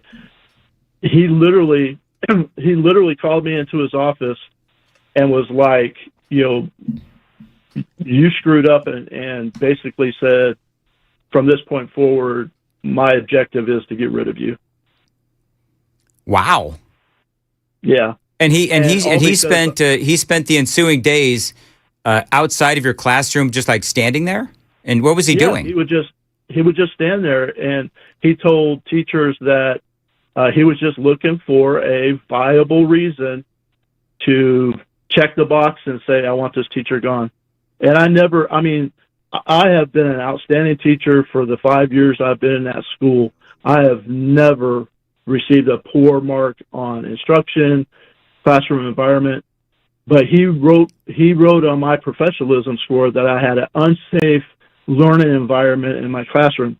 However, the very same day that he wrote that on my performance review, I got an unannounced observation by the assistant principal, who was in my classroom for over an hour, came to me, said it was the most positive, exciting instruction that he had ever seen. And he gave me all fives, the highest marks, 5s and 4s, the highest marks that a teacher can receive for instruction in a classroom.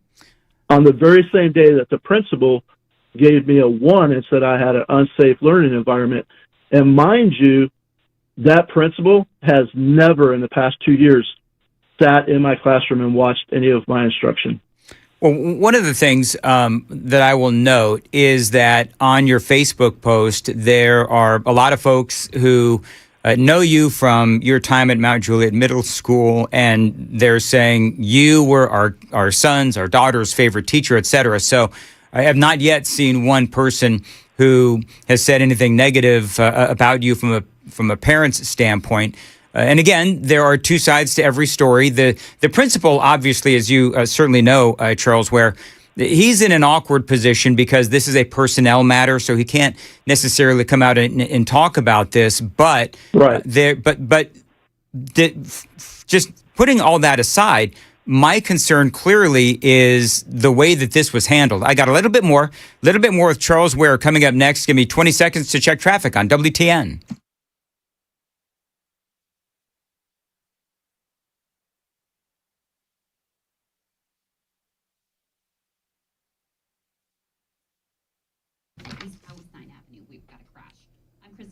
Scattered showers, storms, and high around 83. Appreciate you listening to Nashville's Morning News on Super Talk. So, Charles, all this to say, I've got to ask, because I'm going to tell you, I find it very, what's the right word?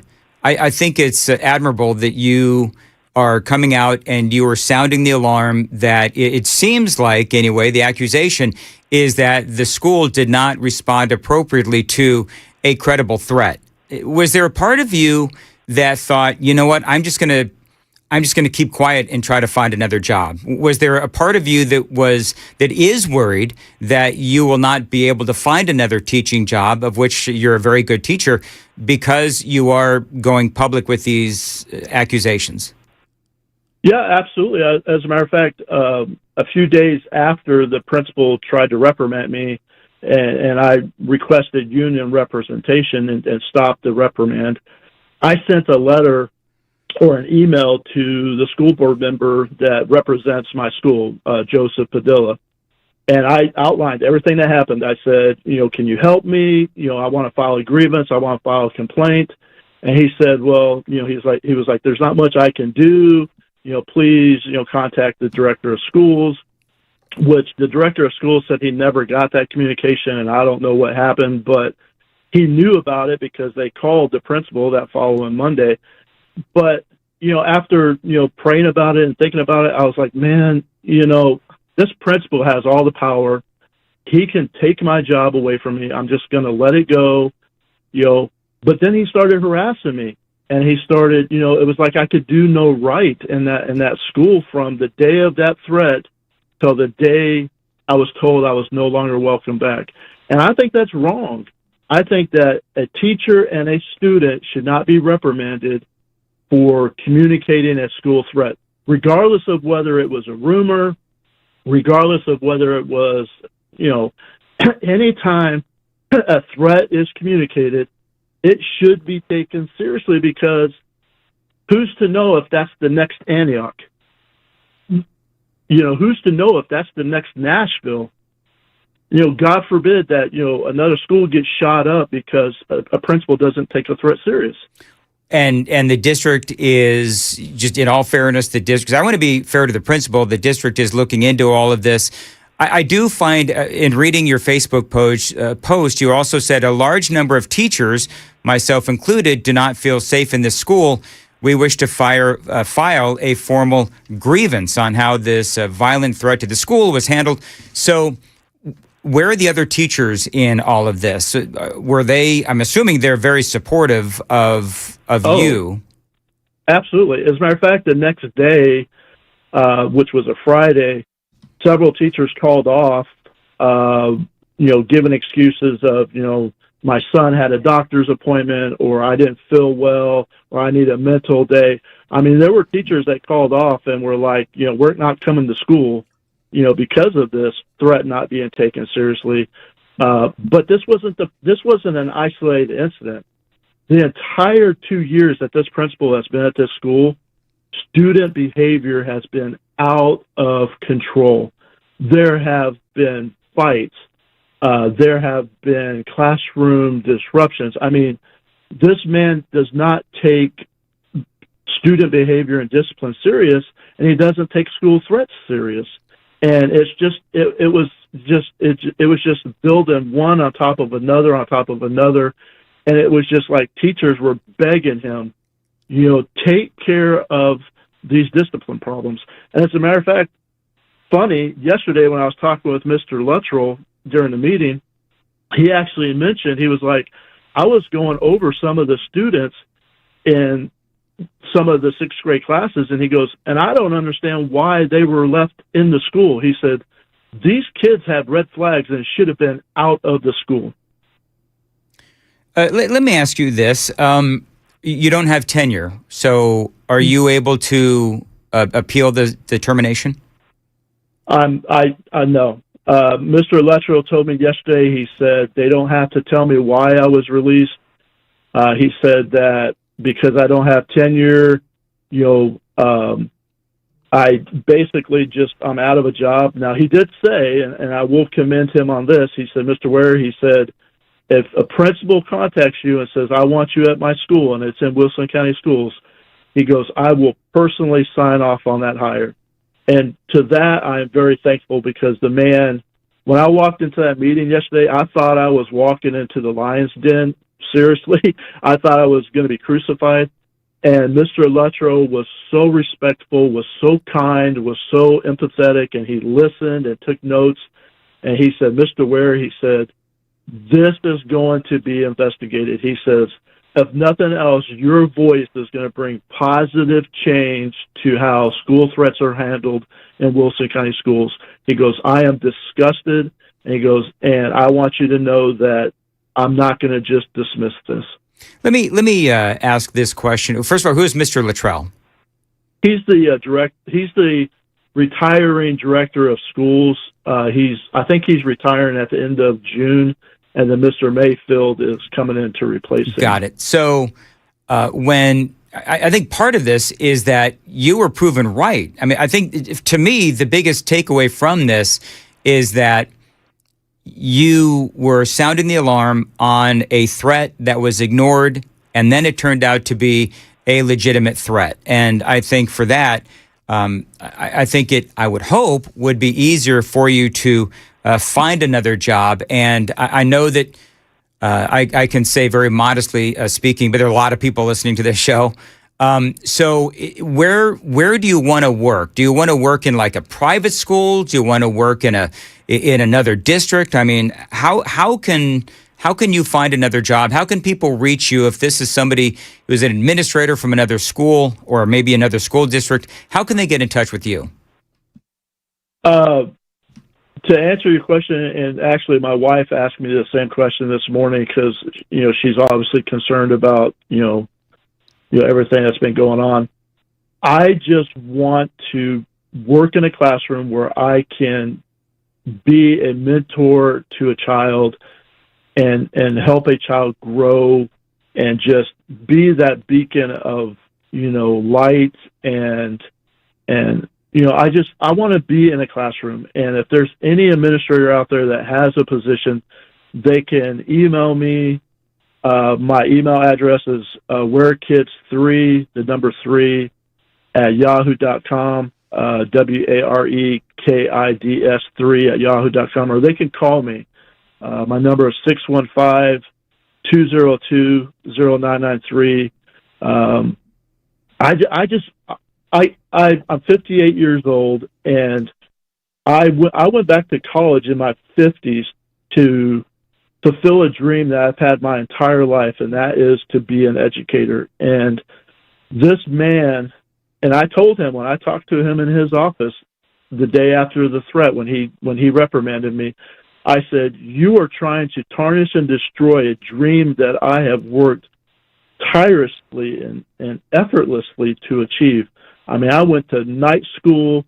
I worked nights. I busted my butt to get this teaching certificate, and in one fell swoop, this principal is trying to tarnish and destroy all that.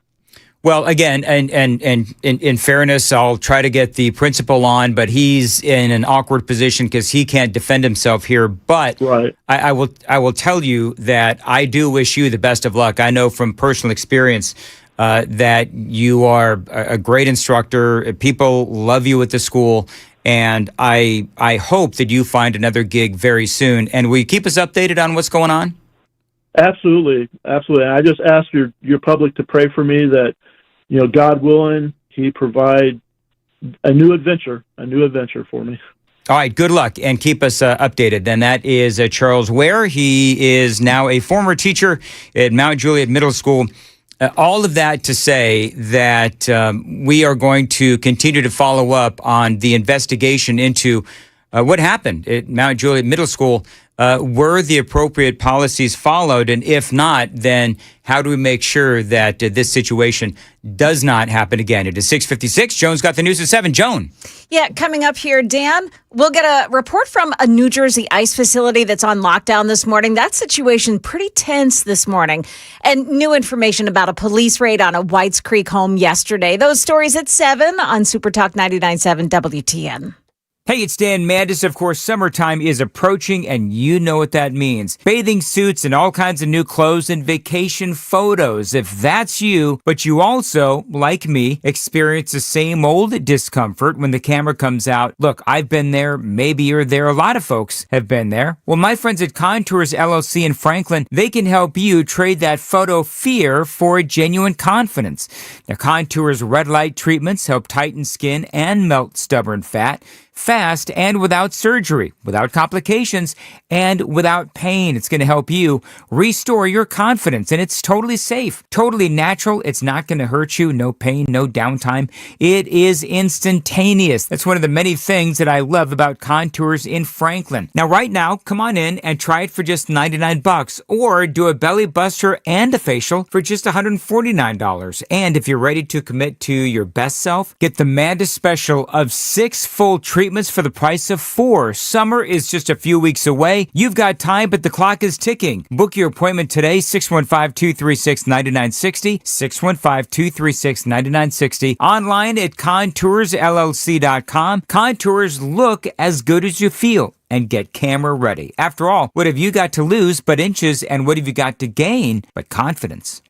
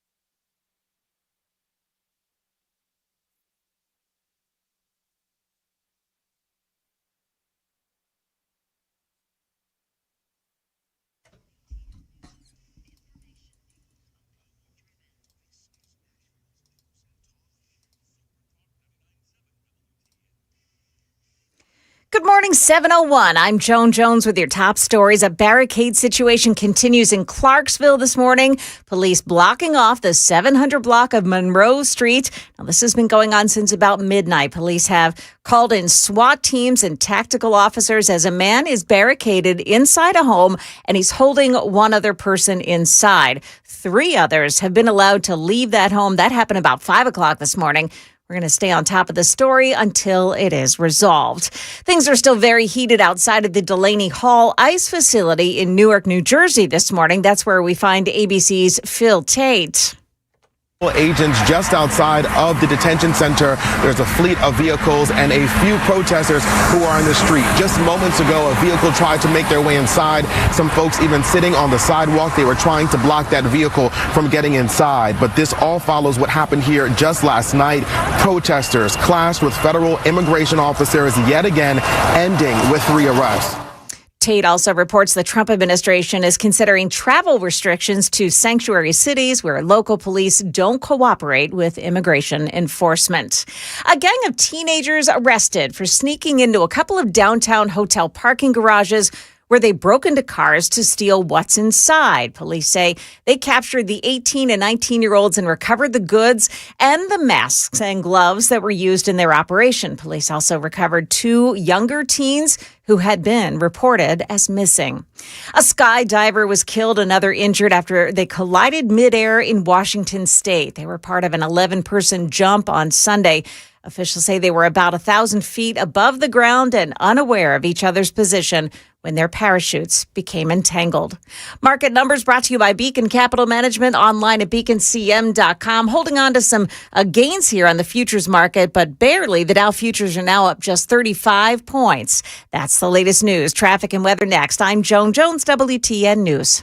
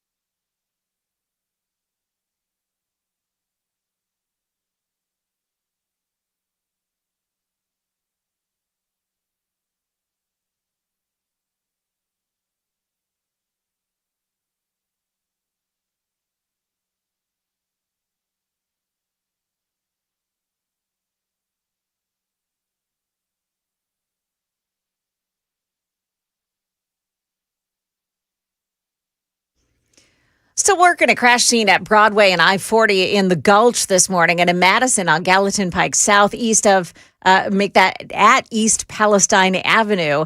That one involves some injuries. You also have an accident this morning in Fort Negley on Chestnut Street at Fort Negley Boulevard. Traffic every 10 minutes every morning on Super Talk 99.7 WTN.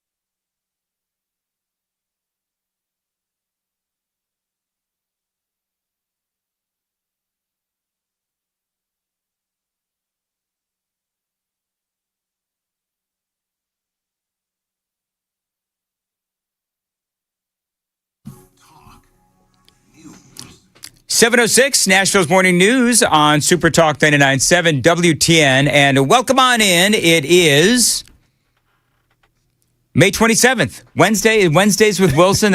Brian, you're going to have to forgive me. So you get the opportunity to work from home. So you don't get the opportunity to have your entire computer system in the studio update while you're on the air. There's nothing. Which apparently is what's happening here. Is like everything just crashed in my studio. So I've got the circles of doom on my computer. Updates are underway. Please keep your computer on. This is what I have to go through. Wow, the timing couldn't be better, huh? Listen, thankfully I've got Brian Wilson.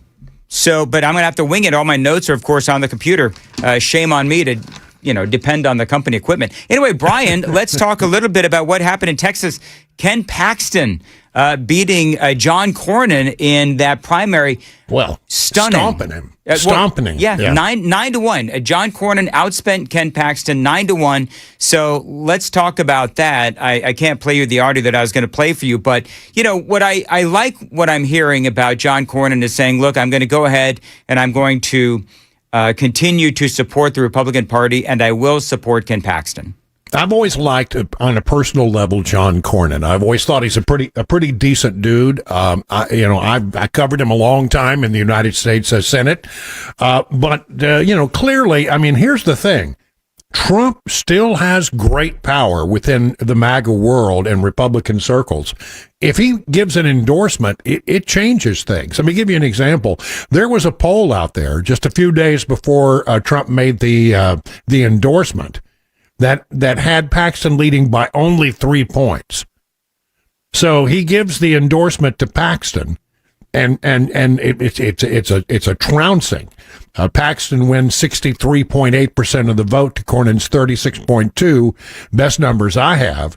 And so there you have it. Trump still has a great deal of power.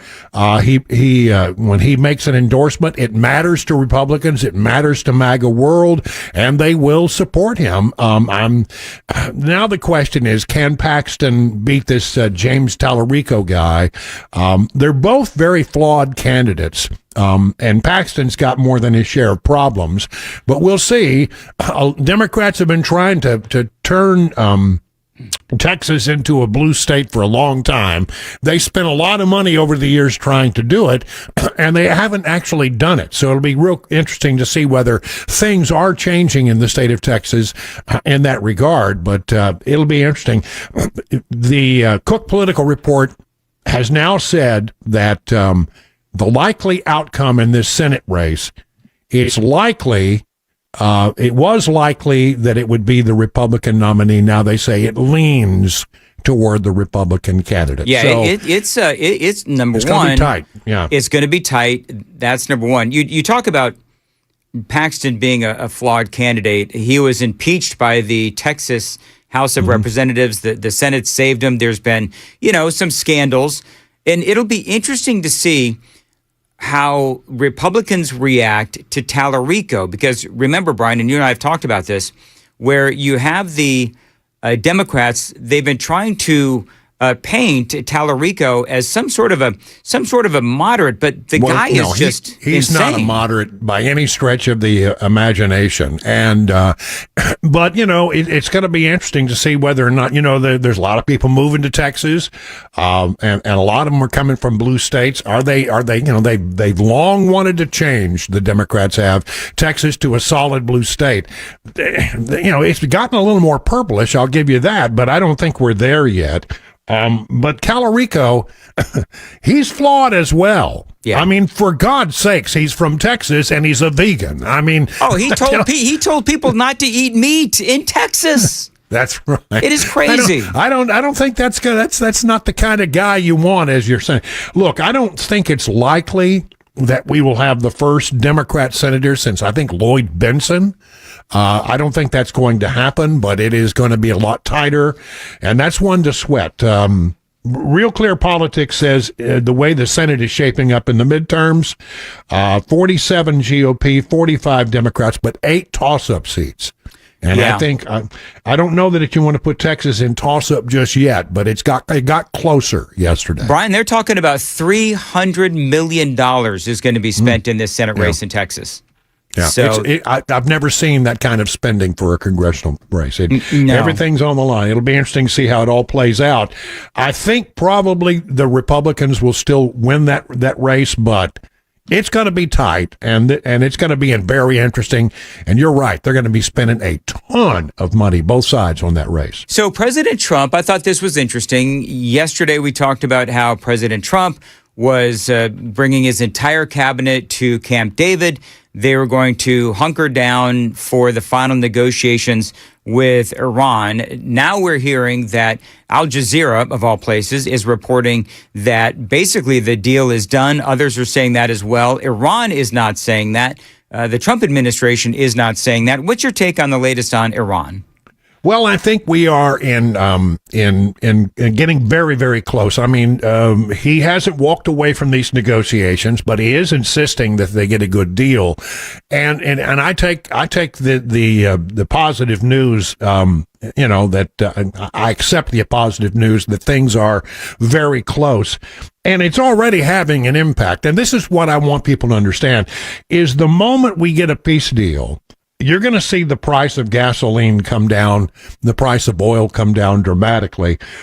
Already, with the positive news that we have, West Texas crude has dropped from well over $100 a barrel to $90-some a barrel. Brent crude 96. So it's coming down dramatically. And then, once the oil prices come down, then what follows is the gasoline and diesel prices will follow in time. So I think the good news is, if people are concerned about the economy, and the main reason they're concerned about the economy is high gasoline prices, I think by the time we get to the midterms, prices will be in a lot better shape. And I think we're very, very close to getting a deal. And, the question is, will the Iranians blow it up at the last moment, as they have done in the past? The problem is, you're negotiating with one group of people, but there are a lot of disparate elements inside Iran. A lot of people fighting to control the future of Iran, given the fact that there's something of a power vacuum there once they annihilated, about 3 levels of leadership. So somebody can always blow the deal up, but I think we're close. I think we're very close here. And I think that by the time we get to the midterms, things are going to be looking pretty good. One of the big questions, and we'll get into this after the break, but one of the big questions, obviously, is can you trust Iran? More with Brian Wilson coming up next. 7:15, time to check the roads on WTN. The Gulch, Broadway at 40, watch for an accident. Fort Negley, Chestnut Street, we've got a crash at Fort Negley Boulevard. Madison, Gallatin Pike, there's an accident, East Palestine Avenue. No problems on 20. Ask him about shutting down Camp David. O'Brien. Very good. As far as your weather goes, we've got scattered showers and storms, a high around 83. Brian, you have any insight? Because I know that you've been to Camp David before. At least I think you probably have. And obviously you've been to the White House. Why do you think the president decided to not do the Camp David summit, if you will, and he decided to just do it all at the White House? The other day, he had to go over to Walter Reed, which is across town, to go for his checkup, and he had to drive it. Normally you fly it, but you can't fly right now because you've got a wrestling ring set up on the lawn of the White House. Believe it or not, there's going to be a wrestling event there. So he can't land the helicopter there, so he has to drive. If you have to drive up to Camp David, that's quite the hike. But they apparently are having heavy rain up there. When you go to Camp David, the reporters don't. That's one of the few places reporters don't travel to with the president. When the president goes to Camp David, the White House press corps stays behind in the White House briefing room. If something happens and you need reporters, then they drive them up in a van, and it takes about an hour and a half to get there out of Washington, D.C. So there's always a delay. So I think he just decided discretion was the better part of valor. Let's just do it here. He's not apparently crazy about Camp David to begin with. I don't think that fits into his style. He wants to be near a golf course. and so he wants to go to one of his golf things on the weekend. Yeah. Very seldom goes. The last president to really use Camp David in a big way, I think, was George W. Bush. H.W. Bush liked it as well, but Trump doesn't go there. But reporters, hate it when you do something at Camp David because they don't have any proximity to what's going on. I don't know why he wanted to do it at Camp David. He apparently doesn't like it. And the only thing that comes to mind is if you want to bring somebody in that you don't necessarily want the world to know about, you bring them to Camp David because that can be done very quietly. All right, so real quick, I don't think people are going to be, so I don't know about you, but I'm preparing myself for people to be squawking about the deal. Like, nobody's going to like this deal, right? I mean, that's obvious because the president, number one, he's negotiating with terrorists. There is that aspect of it. But, the bottom line is, Brian, is that unless Iran is willing to give absolute transparency, which they're not going to do, by the way, I worry that we're going to, give things away and we're not going to be able to confirm that they're not producing enriched uranium. They're not enriching up to 60%. They haven't given the nuclear dust to whoever's going to end up with the nuclear dust. I'm worried that we can't trust Iran. Well, you got to watch them. And the one thing I would say about Iran right now is don't look so much as to what they say. Look to what they do. There's a lot of things being said inside Iran, and I think that's for internal consumption. And I think ultimately, at the end of the day, that they need a deal because they really can't absorb another hit like this. And I don't trust the Iranians as far as I can throw them, but they've got to understand, because at every step of the way, Trump has tried to send this message that if you mess with us, we'll come right back. In fact, we may not be very far away if you start acting up. So I think they understand that if they don't come up with a deal, Trump can be right back there bombing them, in a matter of hours. And I don't think they're going to pull a lot of the resources out of the region for a while until they get a sense that the Iranians are going to behave. One of the things that I've noticed, Brian, and I don't always pay that close of attention to polls, but you see that even though Donald Trump is not doing real well from I'm going to air quote this, a popularity standpoint, but his policies actually are doing pretty good. Yeah, I found a report this morning. I think Breitbart did a survey. And the things that Trump stands for, people still like. 59% support the ballroom. 82% think we should have voter ID. That's a big one for the president. 58% support the Trump position on birthright citizenship. 81% are very much in favor of the Trump administration's efforts to get rid of waste, fraud, and abuse. 70% love the idea of cutting government spending as a way to reduce prices on everything and inflation. And 71% believe that the president is correct in saying there should be no nukes for Iran. I mean, there's a lot of very positive things. I think maybe the midterms may not be as disastrous perhaps as we thought they might be. It's still an uphill climb, and I need to brace people because midterm elections, when you're the party in power, generally do not go well. But they were trying to change up some of these districts, congressional districts, but South Carolina is now not pursuing that. And Alabama has been blocked. They were going to pick up a Republican seat there in Alabama, but that's been blocked, at least for now, by a federal judge. We'll have to go to a direct appeal to the Supreme Court. So, maybe we'll be okay, but it's going to be very, very close. I have some hope, though, that if the economy gets better, that's the one thing that can change the outcome of a midterm election. Well, a strong economy. And here's the deal, Brian, with most of the things that you mentioned that people find favor with Donald Trump's policies, it's the Democrats in Congress that are stopping a lot of those things from happening. Oh, absolutely. So it's up to the Republicans, and it's up to President Trump and his administration to be able to send that message. Also, Brian, one other thing, if I may, a point of personal privilege.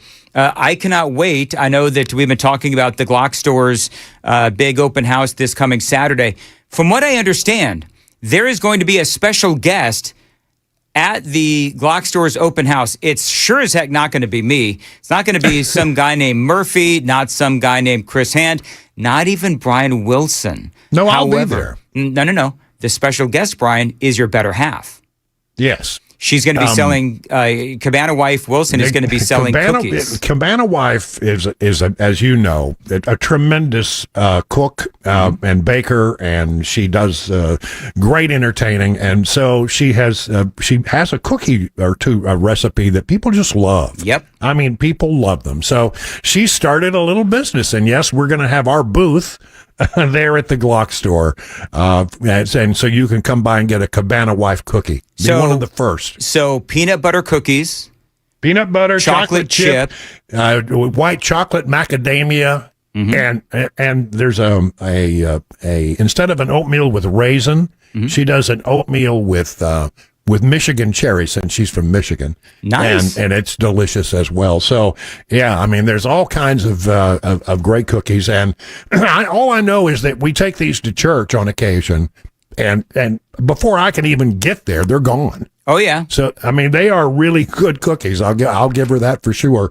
So we're going to be there with our little booth, Cabana Wife Cookies, along with everybody else there at the Glock store. The Glock store's open house. Come for the guns, stay for the cookies. Stay with the cookies. That's right. There you go. All right, Brian, thank you very much. I appreciate it. And I know that you guys are working on a website for Cabana Wife's Cookies. When you get that taken care of, will you let me know?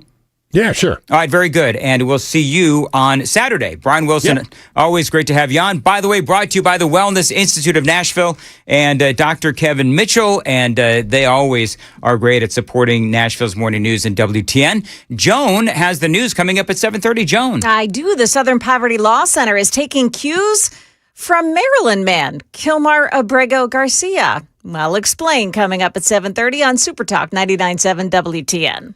Hey, it's Dan Mandis for my buddy Dr. Kevin Mitchell and all the pain pros at the Wellness Institute of Nashville.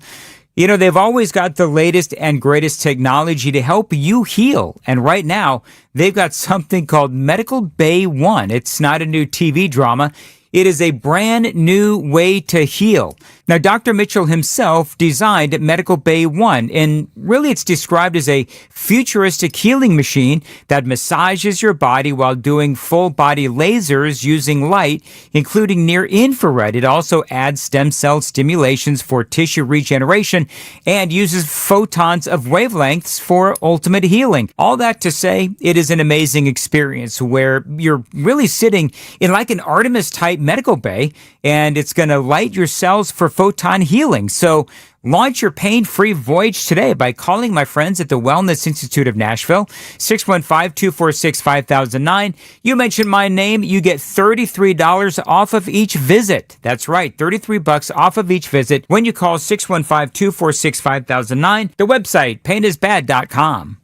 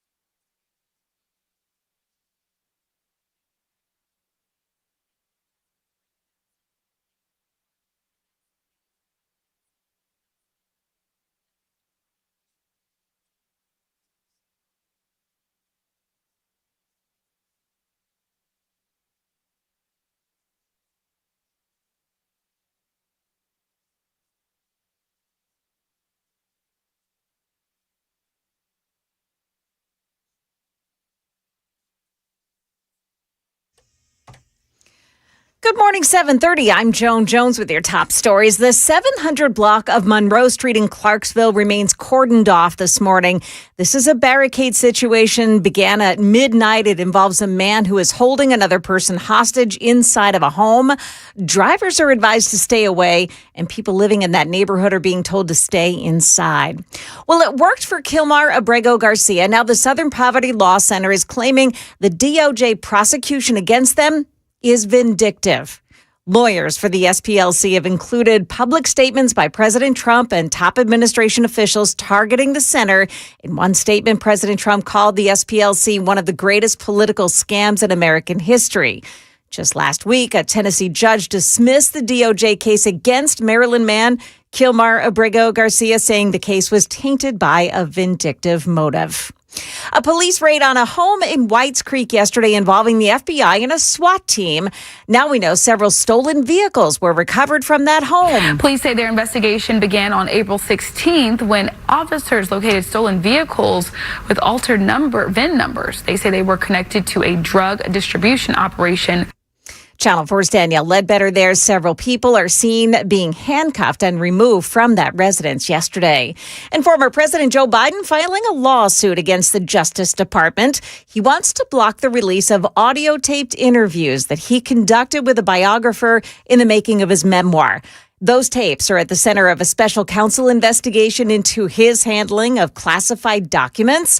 Biden has asserted executive privilege over those recordings. That is the latest news, traffic, and weather next. I'm Joan Jones, WTN News.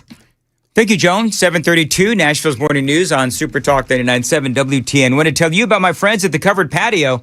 Now, listen, warmer weather means that you want to spend more time outside. If you want to add more living space to your home, think about building or upgrading your patio. Now, at the Covered Patio, they've got motorized screens so that you can easily keep the patio open when you want some sun and closed when you want some shade. So your back screened-in porch becomes a lot more enjoyable. Now, they've got a ton of outdoor living options with motorized screens, patio covers, custom wooden decks, and outdoor structures. They've got a ton of options with styles for every budget at the Covered Patio. They are dedicated to fair prices and customized solutions for your specific home and your specific space. So enjoy your home a lot more with an incredible patio upgrade from my friends at the Covered Patio. Reach out, 615-695-2407. Tell them Dan Mandis told you to reach out. If you would, 615-695-2407. Online, thecoveredpatio.com, thecoveredpatio.com.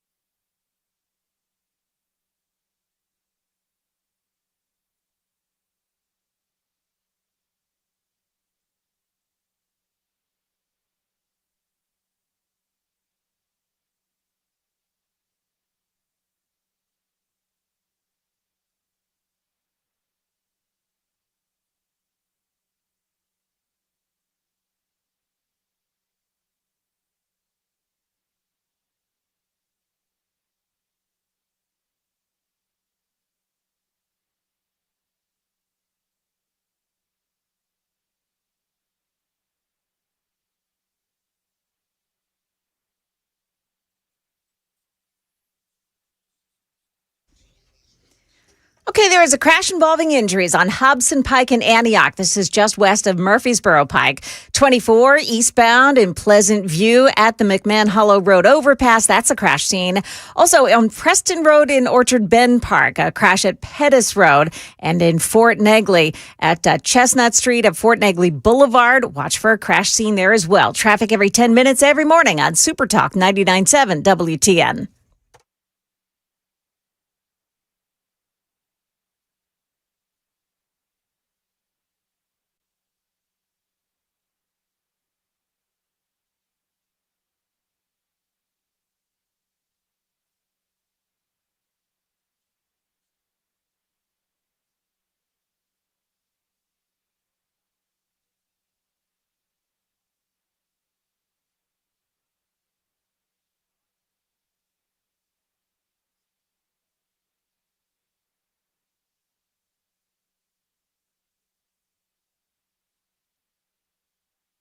$7:35, Nashville's Morning News on Super Talk 99.7 WTN. All right, so Joan, I've got people asking, okay, so what are the Ken Paxton scandals that Brian referenced and I've talked about his scandals before. I don't really pay all that close of attention to scandals, to be perfectly honest with you. Yeah.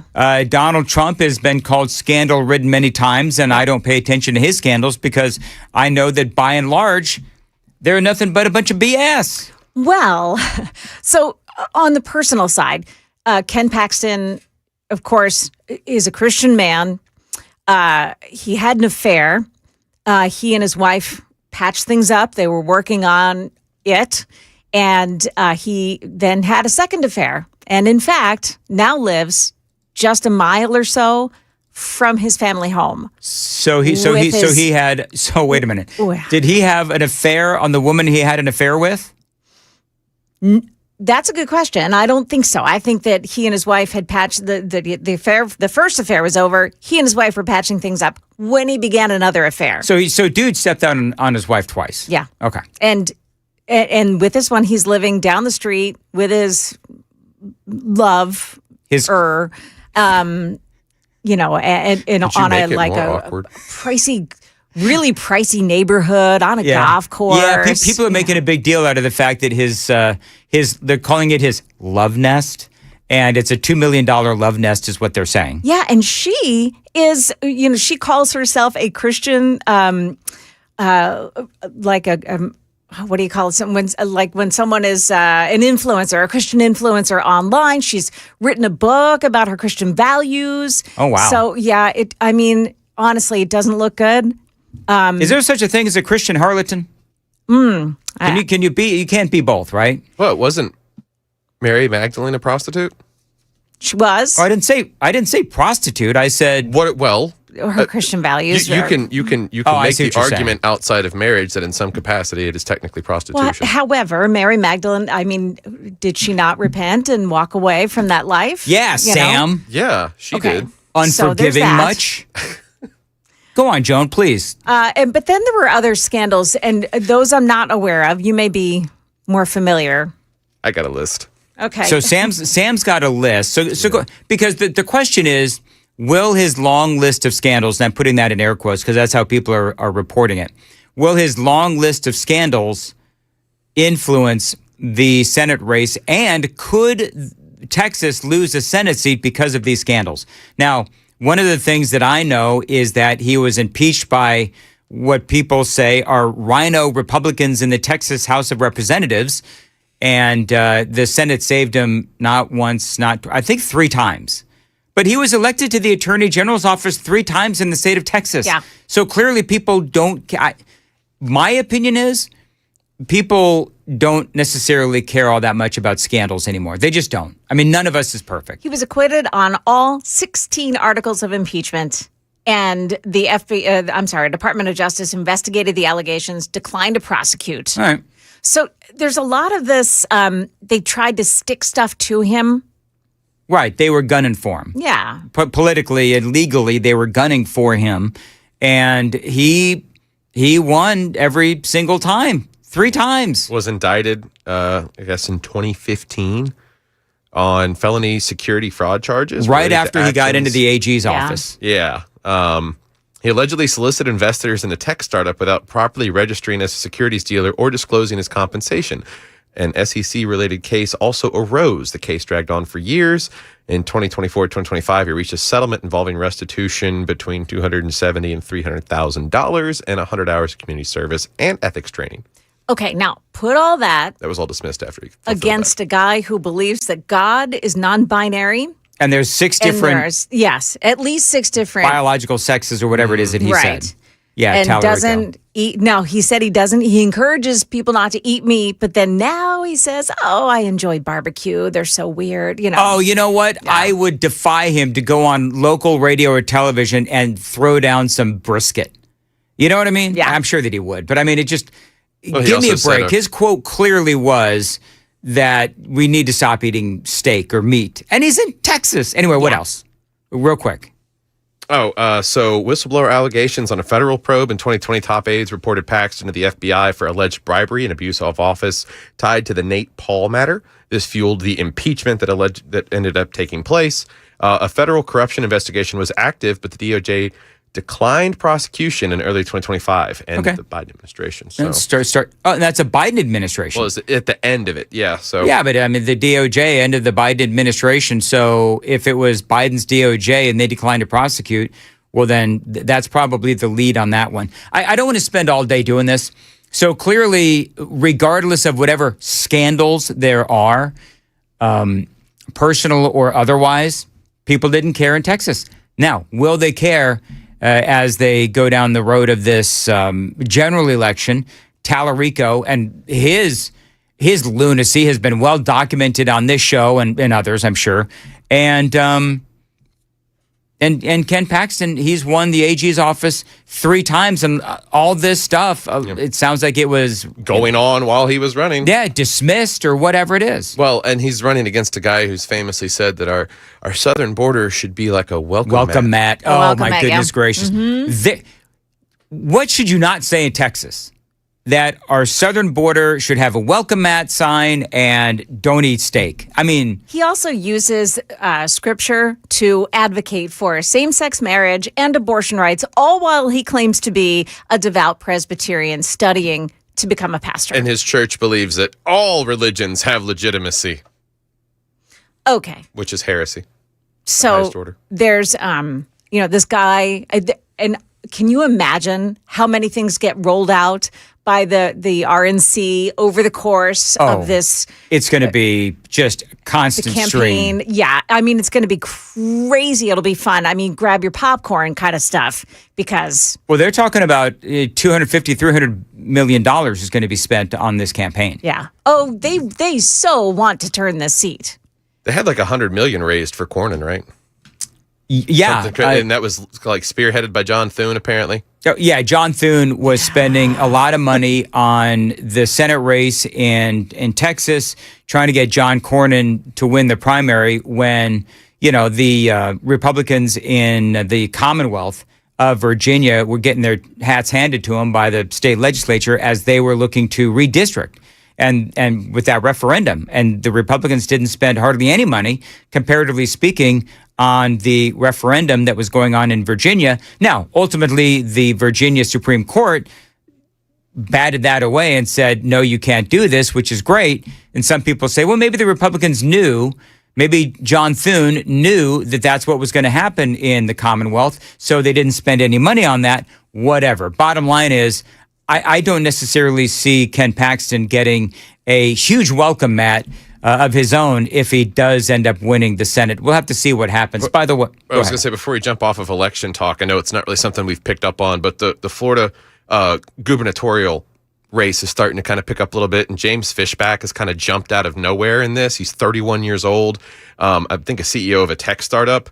And in relation to Paxton, if he's elected, one of the things he wants to do in Florida is change the way divorce and custody comes out if you are found to be cheating on your spouse. You want to hang on this family values and Christian marriage thing.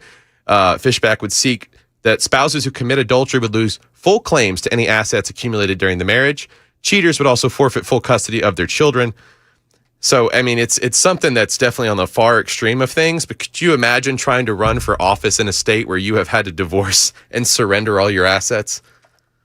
Well, you'd have to define what cheating is, because there's some people who are separated and then choose to date. So there's a lot of gray area there. So the first blush, it's like, okay, whatever. Anyway, so I want to play a couple of pieces of audio coming up next from the Texas Senate races in Florida. What did Ken Paxton have to say? What did John Cornyn have to say? It is all straight ahead. 7:45, time to check the roads on WTN.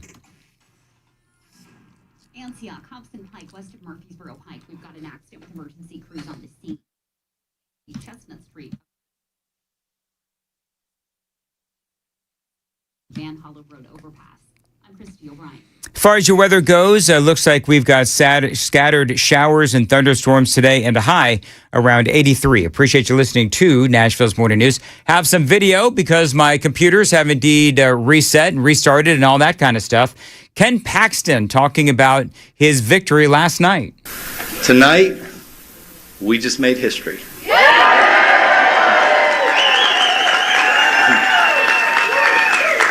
There's one person who I think you might know. President Donald J. Trump.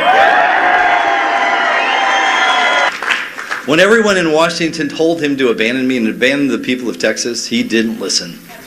Instead, he gave his complete and total endorsement. President Trump is the leader of our party, and his endorsement in this is the most powerful force in politics. So that is Ken Paxton last night. And I think we were talking about this. I think, Joan, we were talking about this in the 5 o'clock hour. Mm-hmm. But the numbers with Donald Trump's endorsements are staggering. They really are. He's gold. He's the golden touch. Absolutely. John Cornyn, we'll get into the numbers in a second, but John Cornyn was institutional.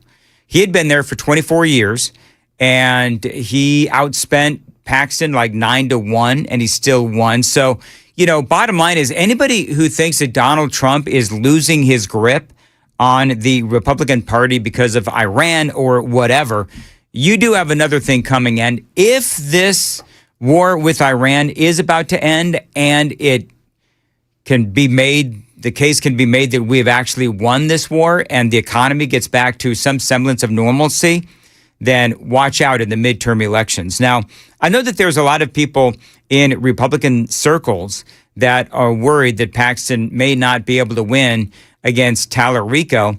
Tallarico is going to be well funded, but Democrats, I got to tell you that Republicans are going to be well funded as well, and they don't want to lose. John Thune does not want to lose this seat. So Thune will open up the purse strings. The problem that Republicans are going to have is that, in John Thune in particular, leader of the Senate, Republican, is that they already spent a crap ton of money trying to get Cornyn reelected. And so they've kind of, blown their wad of cash. And so now, do they have anything left to protect the seat from, for Ken Paxton? I think that is a very legitimate question. Republicans estimate that this race could cost upwards of $250 million. So this is going to be crazy. Now, we were talking about Donald Trump and how well he's been doing as far as endorsing candidates. This was on Fox News, where they say that the president has done incredibly well. This is his scorecard, okay? He has endorsed 8 governors. Now, some of these races weren't real close, didn't have a lot of competition, but some of them did. I mean, we saw what happened in Louisiana, the primary of Bill Cassidy. We saw what happened a week ago tonight with Tom Massey in Kentucky. And now we're seeing it again tonight, okay, in Texas. Governor level, Trump endorsed 8. He won 8 times. U.S. House, 101 endorsed. He won 101 endorsed in the House, and he won 101. Let me put on the pencil right here and show you this. U.S. Senate, Sean, he has endorsed 8 candidates. And prior to tonight, he had won 8 times. And now you can take the endorsement from 8 to 9 endorsed, and from 8 to 9 winner. That is obviously huge. So I don't know. Do you have any concern, Joan, at all? I mean, you've watched politics a long time. You have any concern about Tallarico winning this race? I don't. I mean, I really don't. I just don't believe that the people of Texas accept the Tallarico brand of politics or life, to be honest. I just don't think he speaks for people. She's got a point. I mean, talking the immediacy of Austin, it's a very concentrated echo chamber, liberal hellhole. It's not going to rebound out into the rest of the district like that. No, I mean, if you think about the way, like, we see the politics, that those tiny corners of Nashville and Memphis as being so liberal, that's the way it is in Austin, Texas, and parts of Dallas. But Austin, Texas, in particular, is very liberal. Yeah. But beyond that, and Texas is a giant state. Beyond that, you're not going to find. Beto O'Rourke, didn't Beto O'Rourke give Ted Cruz a run for his money a few years ago? People were surprised at how well Beto did. But I don't think Beto was foul-mouthed. Beto was not as bat crap crazy as Tallarico. Yeah. Do you know what I mean? Yeah, there was something appealing about Beto, even though his name is not Beto or Beto or whatever. Whatever his name was. Robert. And the always wet armpits was another one that I thought was gross. But whatever, moving right along. All right, more from Bill Hemmer, Fox News. Ken Paxton was outspent 9-1. Got the endorsement from Trump, got the endorsement of Wesley Hunt, the congressman who got knocked out 2.5 months ago. And now we got the setup in Paxton of Tellerico. Many Republicans felt if John Cornyn could win tonight, that he could be an easy winner over Tellerico. We'll never know that now. And a lot of Republicans felt that they could save a lot of money too if Cornyn won. But that did not happen. Here's what will happen, Sean, in November. In Texas, probably the most expensive Senate race that we have seen ever. I mean, what was we mentioned it earlier, and doggone it, I don't have it in front of me, but I mean, it was like 67-34, something like that. I mean, Ken Paxton kicked the living crap out of John Cornyn. It wasn't even close. So now the question is, what is next for John Cornyn? I will say that he was very gracious in defeat. Tonight, we've come up short in this primary runoff. Most of my time in the Senate building the Republican Party in Texas and in the U.S. Senate, and I've always supported the Republican ticket, and I intend to do so again in this general election. I've said throughout this race that... All right, very good. So John Cornyn said that he is going to support Ken Paxton, and I think that is good because we need, obviously, and he understands the legacy of his Senate seat. And he's getting pretty old anyway, so there you go. Al Green, no, I'm just saying you can hear the halting in his voice is all I'm saying. Whatever. How old is he? How old is... Hey, Joan, how old is John Cornyn? He is old, but he's... You know what? There's one thing about John Cornyn. He's a gentleman. He's 74 years old. Okay, 74. And you're right, Joan, is that he is a gentleman. And he also is still, sort of taking one for the team. He is going to endorse Ken Paxton. Yes. I think that is awesome. Also, we did talk about this earlier. We mentioned it a couple of times now. The other big story, Al Green, the Texas Democrat who yelled at Donald Trump, pointing at Donald Trump with his cane during the State of the Union. Al Green has lost his primary. So that is, he's lost it to another, obviously, primary, another Democrat, probably somebody just as nuts as him, because all Democrats these days seem to be nuts. The Democrat. That is true. Don't all Democrats seem nuts these days?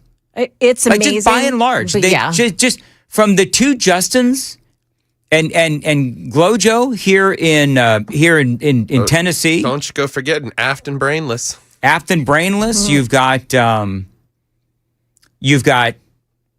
AOC. You've got Ilhan Omar. They all just seem nuts. Now you got Tallarico. I don't know much about this guy who went against Al Green, but I can almost guarantee you that the guy's crazy. Ilhan Omar's refused to turn over paperwork related to the $250 million feeding our kids scheme. That's all right. You know what? Just send her to jail. That's all you got to do. Send her to jail. Send her to Somaliland, not Somalia, but the other Somaliland, the one that split off from it. They're the ones that tweeted out, hey, you extradite her, we'll treat her like a princess. We promise. Oh, I'm sure. All right, got to go. 7:54. Joan has the news coming up at 8 o'clock. Joan. Yeah, coming up here in the news, Iran signals. Hold on there, Sam. Iran signals that a deal may be in the works, and that's a first that Iran is saying this. We'll tell you what they've said here coming up at 8 o'clock on Super Talk 99.7 WTM. Hit it, Sam. Hey, it's Dan Mandis for my buddy Dr. Kevin Mitchell and all the pain pros at the Wellness Institute of Nashville. You know, they've always got the latest and greatest technology to help you heal. And right now, they've got something called Medical Bay One. It's not a new TV drama. It is a brand new way to heal. Now, Dr. Mitchell himself designed Medical Bay One, and really it's described as a futuristic healing machine that massages your body while doing full body lasers using light, including near infrared. It also adds stem cell stimulations for tissue regeneration and uses photons of wavelengths for ultimate healing. All that to say, it is an amazing experience where you're really sitting in like an Artemis type medical bay, and it's going to light your cells for photon healing. So launch your pain-free voyage today by calling my friends at the Wellness Institute of Nashville, 615-246-5009. You mention my name, you get $33 off of each visit. That's right, $33 off of each visit when you call 615-246-5009. The website, painisbad.com.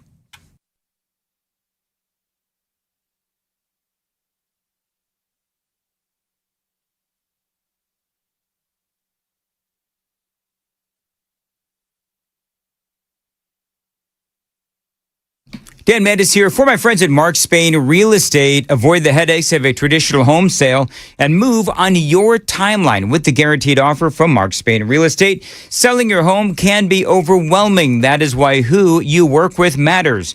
Now, my friends at Mark Spain Real Estate, they can help you sell your home hassle-free without the stress of putting your home on the market.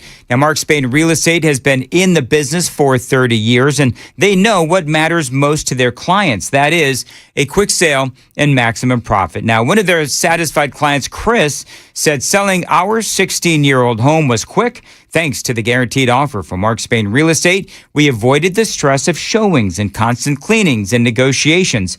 Their guaranteed offer was beyond what we were hoping for, and you could be next. Mark Spain Real Estate is the #1 most reviewed real estate company in the U.S. with over 13,000 five-star reviews. Trust Mark Spain Real Estate to sell your home fast and for top dollar. Find out what the guaranteed offer would be on your home. There's no obligation. 855-299-SOLD or go to markspain.com to get a guaranteed offer on your home today. That's markspain.com and start packing.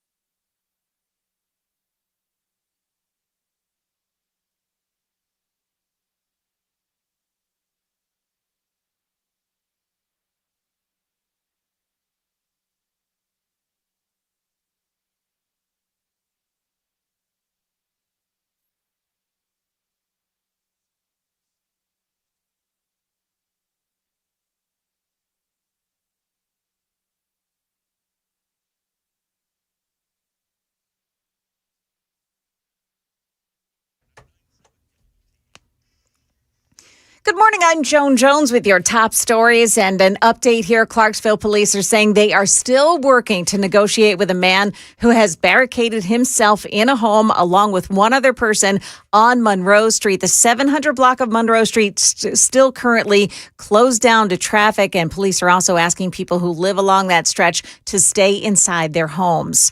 A renewed war between the U.S. and Iran is unlikely. That's what an Iranian official with the Revolutionary Guard is saying this morning. His name is Mohammad Akbarzadeh, and he warned, however, that Iran did stand ready against any attack against them.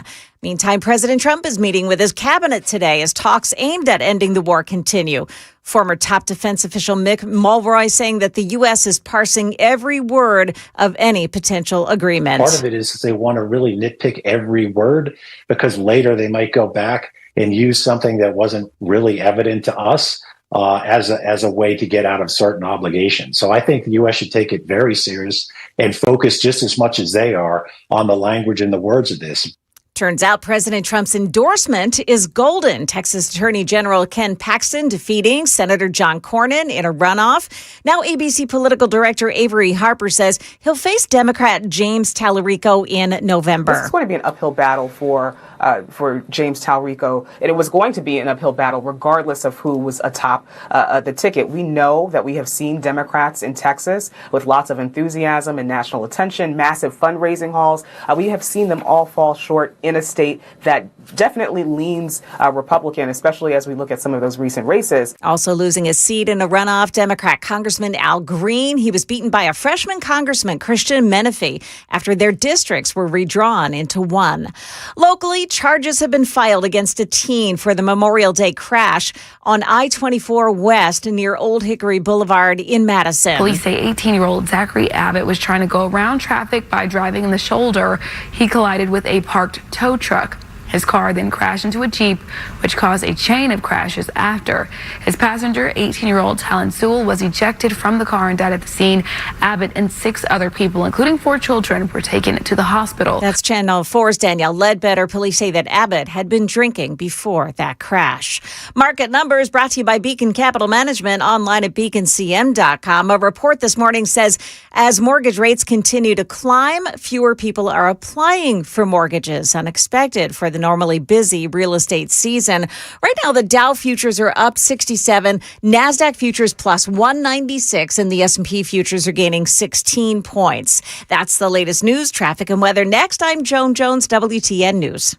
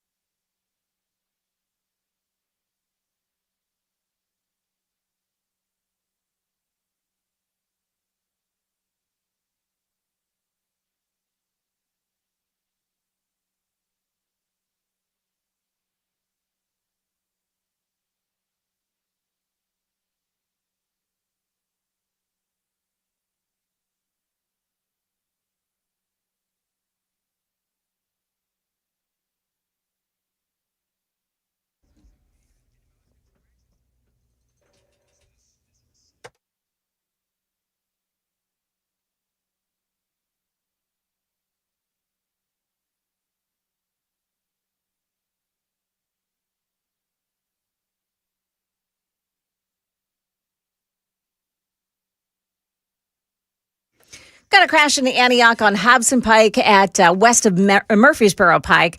Another one this morning on eastbound 24. It's in Pleasant View. It's at the McMahon Hollow Road overpass. There's a medical emergency on the West Loop this morning. 65 southbound at the off-ramp to eastbound I-40 West. That's exit number 84A and B. The right ramp shoulder there may be blocked off by that medical emergency. In Laverne on 24 eastbound side at the off-ramp to southbound Old Hickory Boulevard, you've got a crash blocking off one lane of the off-ramp there. Traffic every 10 minutes every morning on Super Talk 99.7 WTN.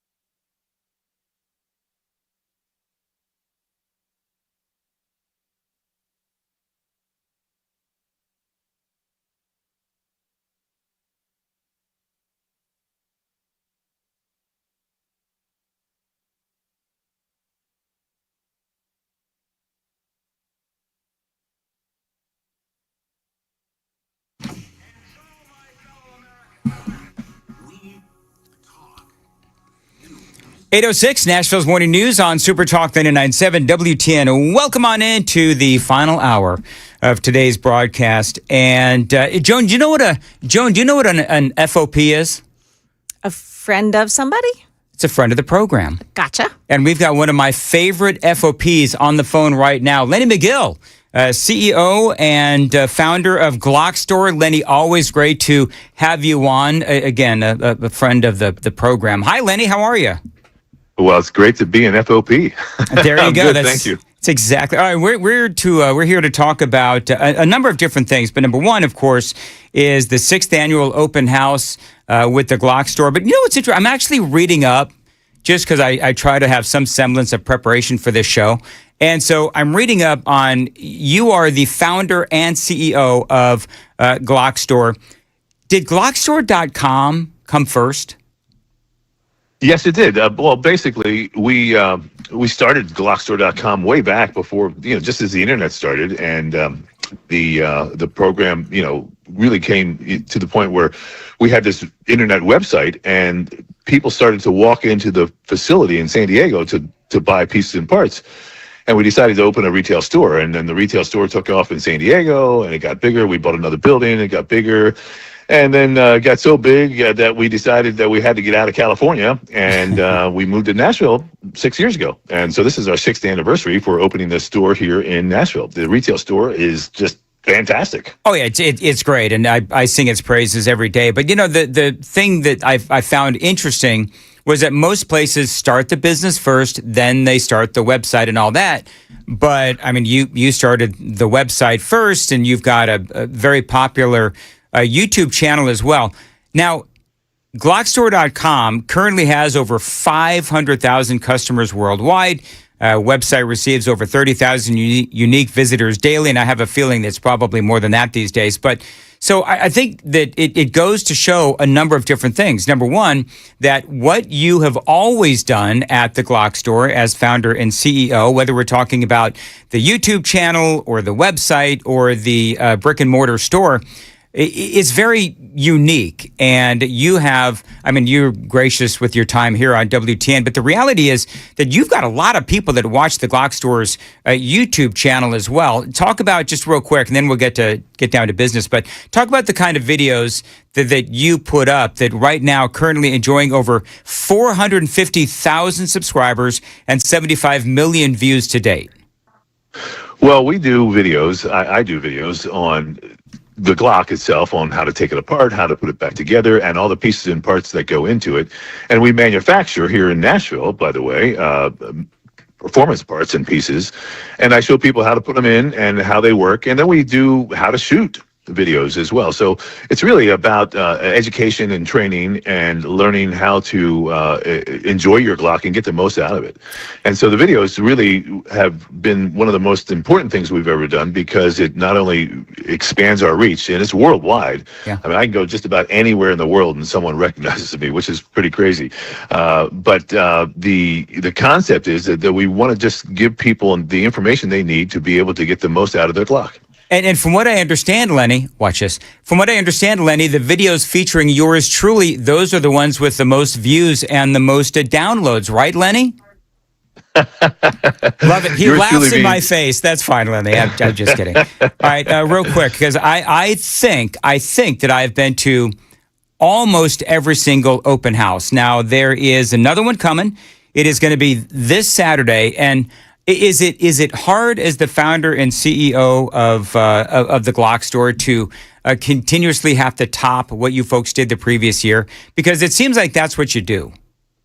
Well, thank you. And, the momentum for this store in Nashville just continues to grow. We've really been so well received here. It's just been fantastic. So, yes, it is always a little bit challenging, but I'd say that we've got great people who work with us, and we've got great customers who come and respond. We've got customers coming and basically they've been informing us and emailing us that they're coming from around the country. People are coming in from New York, coming in from certainly Kentucky, Florida, Chicago.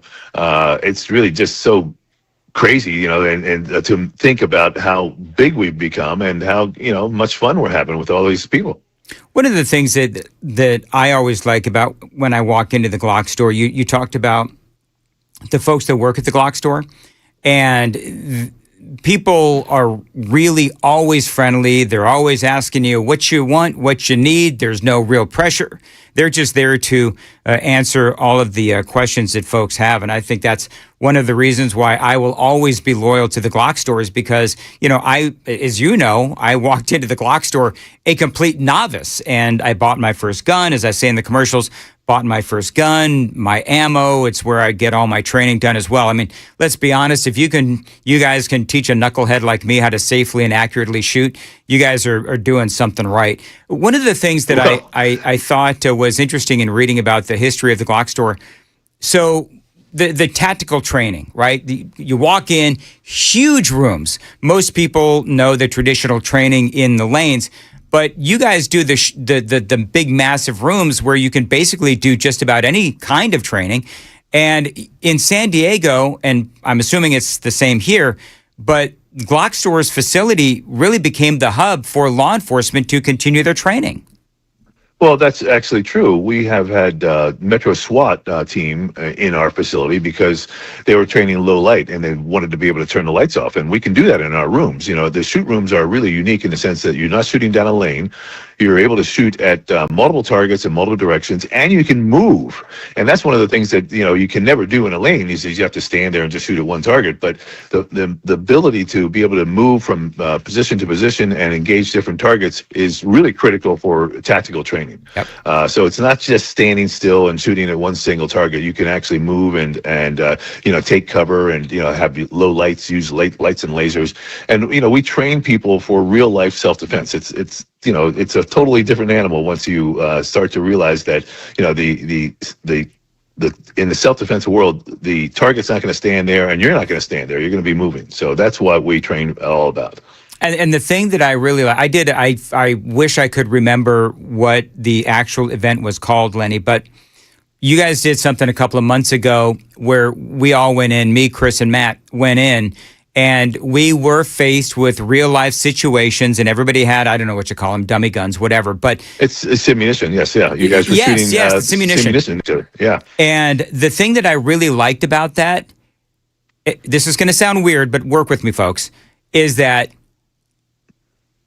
I realized that I still had a lot to learn about rules. And so when we did it and when we went through the simunition, the training and all that, I thought, you can never be too prepared. You can never know enough, and you never know what kind of situation you're ultimately going to be faced with. And so you always need to continue to train and continue to grow as not only a shooter, but also somebody who just, knows the rules in your particular state, in our particular state of obviously Tennessee, but you talked about people coming from, the likes of Georgia, Florida, Chicago, so on and so forth. So I love when you guys do those special events. Now, real quick, I do want to get to the open house coming up on Saturday.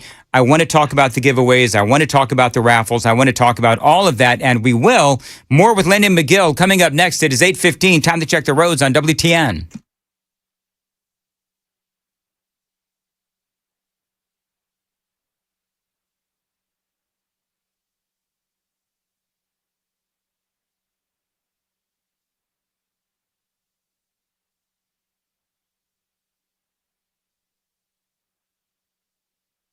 Very good. As far as your weather goes, we're going to have some possible thunderstorms today and highs in the mid-80s. All right, real quick, Lenny, talk about what you are going to be giving away during the open house on Saturday. You guys are having a ton of raffles. You're giving away a bunch of Glocks and a bunch of Rugers as well. Talk about that. Well, as you said, this is our 6th annual open house celebration, basically, being here in Nashville. And we are giving away $50,000 worth of prizes. It's just incredible. Our vendors have really come forth and, because this is a big event. We got 600 or 800 people there. We've got food trucks, and we've got the WTN crew coming down. You guys are coming too. So it's a really neat time for people to come and see not only, what the Glock store is all about, but we've got vendors there from different manufacturers who will be displaying their products and answering questions, from optics and different shooting techniques and parts and pieces. So the idea is that we get a huge crowd, and we're going to give away a lot of raffle prizes. So almost everybody who comes is going to win something for free.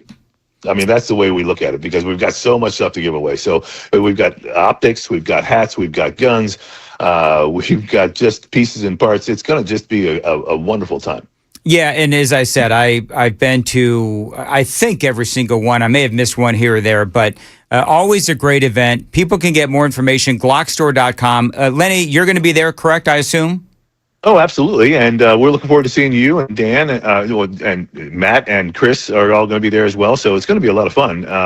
But it's 10 o'clock a.m. we start until 2, and it'll probably spill over a little bit more from there. But basically 10 to 2, we've got, like I said, food trucks and a whole bunch of fun stuff and a lot of giveaways. So come on down and see us. 3581, Lenny, on our text line. Lenny, ask him what the radio station was he worked for. He definitely has a radio voice all the way. You and I have talked about this. You have a background in radio. You're really good at marketing. I'm assuming that radio background sort of launched you into the marketing of the Glock store. That is exactly correct. I did work on the radio, and I worked in the radio in San Diego, and then I eventually ended up selling advertising because, well, that was where the money was. And so then from there, I basically, learned a lot about business and about marketing and kind of opened my own business at that point. And what kind of music was it that you did? Was it country? Was it oldies? Was it disco? It was disco. I was in San Diego in the 70s, late 70s. And it was a soul station in San Diego. So it was actually a fun time. Lenny, can I be honest? It's been a long time. Nobody would call you out for saying, oh, no, it was classic country. But you're very proud to be an old disco disc jockey. There's not too many people that are proud of that. Earth, Wind, and Fire, baby. It was a lot of fun. That's so funny. All right, Lenny, always great to have you on, and we will see you on Saturday, shoot270.com and glockstore.com. And we look forward to having everybody come down and see us, too, at 10 o'clock in the morning on Saturday at the Glock store. It's just 2 miles from the airport. Worth a drive from anywhere. There you go. You see what we did there? By the way, doors open at 9. Doors open at 9. Lenny, thank you very much, and we will see you on Saturday. Also, Brian Wilson, we talked about this earlier. Brian Wilson is going to be there as well with Cabana wife Wilson. Joan, they're selling cookies. Yeah. And you know what? We saw the Wilsons. So good too. We saw the Wilsons at Texas Roadhouse the other day. Me, Amy, and Riker walk in, and who do we see but Brian Wilson and Cabana Wife Wilson? Were they selling cookies? No, or but just having dinner? They were, well, they didn't get any dessert because clearly they had cookies at home. You know, these are not just cookies, by the way. They're like, it's an island. They're huge. They're huge cookies. It's an island? Yeah, they're like big as an island? Big as an island. Big as an island. Okay, good. They're huge Good, Joan. cookies. So, They are big cookies, and they've got several different flavors, ingredients. Yeah, Mhm. chocolate chip. Yeah, I think they got pecans and just all kinds of stuff. So if you want to come on out, one cookie like is an entire dessert. I was going to say my personal favorite are the chocolate and salted caramel ones. Oh my gosh. The chocolate and salted caramel is so. Cabana Wife Wilson comes up to Riker, right, and she said, "You can't teach 12-year-olds like etiquette." So she comes up to him and she says, "Hey, Riker, what's your favorite cookie?" Now, Riker has no idea what's happening, right? Now, the reality is Riker doesn't like sweets. Oh, He is that's the only funny. kid. He is the only kid. Never heard of that. I know, it's really weird. He's a chips kind of a guy, but he doesn't necessarily like sweets. So he had no idea what to say. And he was just, and I'm like squirming in my seat, like, man, just say chocolate chip, just say something, right? And so finally we had to confess and said he doesn't eat cookies. He doesn't do cookies. He doesn't do brownies. It's very bizarre. Is he a cheese pizza kind of kid? He's actually graduated now from cheese pizza to pepperoni. Okay. He actually got mad the other. You would have loved this, Joan. So a couple of weeks ago, remember how you infamously took a pepperoni off my pizza and it was like horrifying, and I turned it into an international incident? Yes, I do know. So Riker caught me taking the pepperonis off his pizza the other day, and he made it into an international incident as well. I said, "Hey, kid, I bought the pizza." Anyway, whatever. All right, it is 8:21, Super Talk 99.7 WTN. Joan has the news coming up. Joan. Yeah, there is a barricade situation in Clarksville this morning, still not resolved. We'll bring you the latest coming up here at 8:30 on Super Talk 99.7 WTN.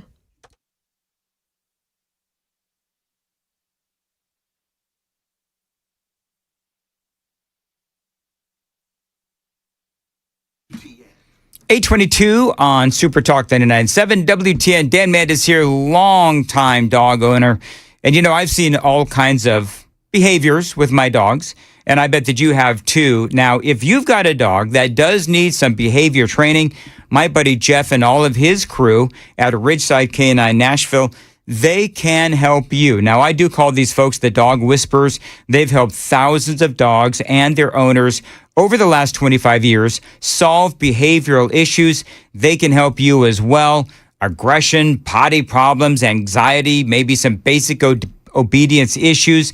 They can help you help your precious pup with just about anything. So one of the things that they really do focus on is that owner education is just as important as dog training, and long-term success with your dog begins with you. And Ridgeside K9 Nashville. So again, aggression, potty problems, anxiety, basic obedience, they can help with your dog's issues, and they can help you very quickly. As a matter of fact, Ridgeside K9 Nashville, find them online, rsk9nash.com. That is the letter K, the number 9, rsk9nash.com, 615-878-0380, 615-878-0380. Ridgeside K9 Nashville, veteran owned, proven results, and guaranteed for life.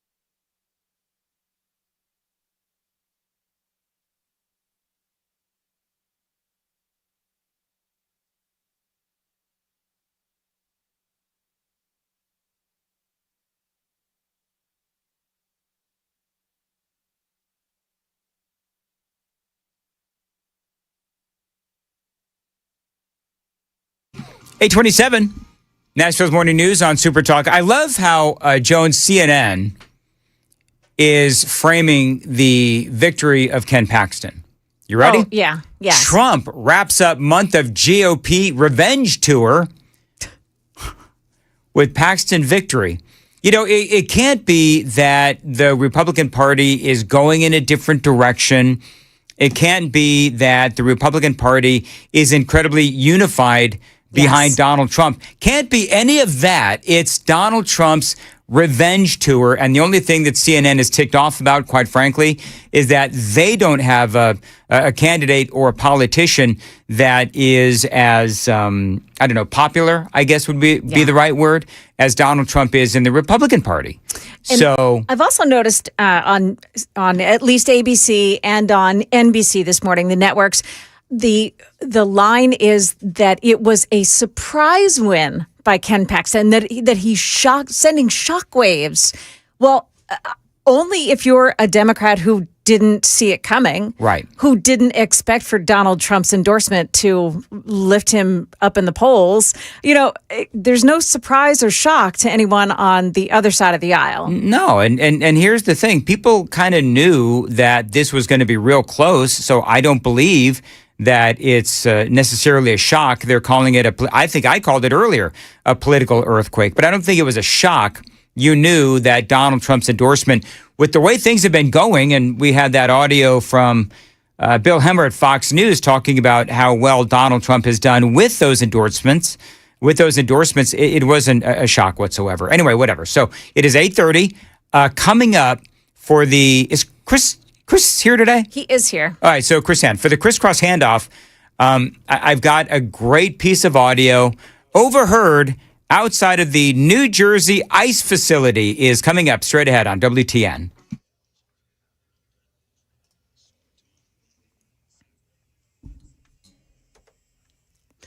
Good morning. It's now 8:30, and I'm Joan Jones with your top stories. President Trump calling a meeting of his cabinet today, happening at the White House. They're expected to talk about a potential deal with Iran. CBS News is reporting this morning that the issue of enriched uranium in Iran is not yet on the agenda.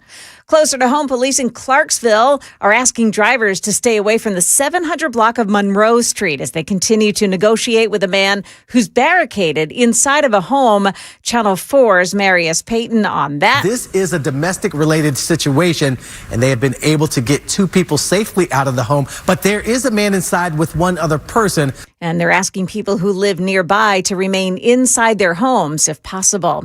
NASA revealing its plans for creating a base for astronauts on the moon. It's expected to play a critical role in the space race between the U.S. and China. This $20 billion moon base project will unfold in 3 phases. The first, kicking off this year. NASA will use drones and rovers to scout the best sites near the moon's south pole before construction begins in 2029. During that first phase, NASA plans to land on the moon nearly 24 times. And by 2032, it plans to send the first astronauts to live and work on the lunar surface.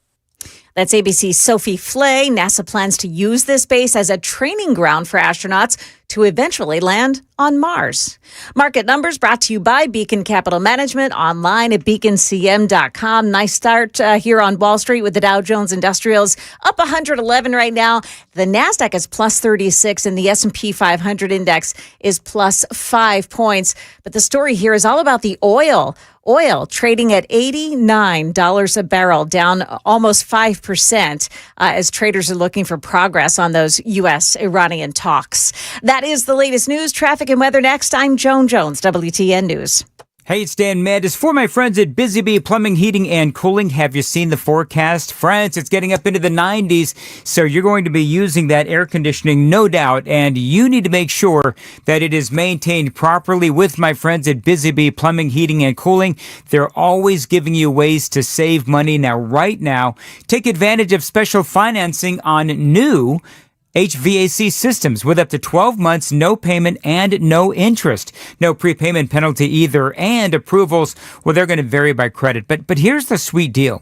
you get a free Yeti Tundra 45 cooler when you install a 17 SEER or higher high-efficiency HVAC unit. If you want healthier air, the Healthy Hive exclusive is going to give you an electronic air cleaner and a whole home UV system. Now, regularly, that is $27.99. They're going to save you $500 right now. $22.99 installed. Plus, Busy Bee does handle TVA rebates as well for you. So, get $800 back on mini split systems, $500 to $800 on heat pump systems, and even a $50 rebate on AC tune-ups. Every month, a litany of ways for you to save money, courtesy of Busy Bee Plumbing, Heating, and Cooling. Let's see the other guys do that. 615-775-7833. 615-775-7833. BusyBeeHVAC.com.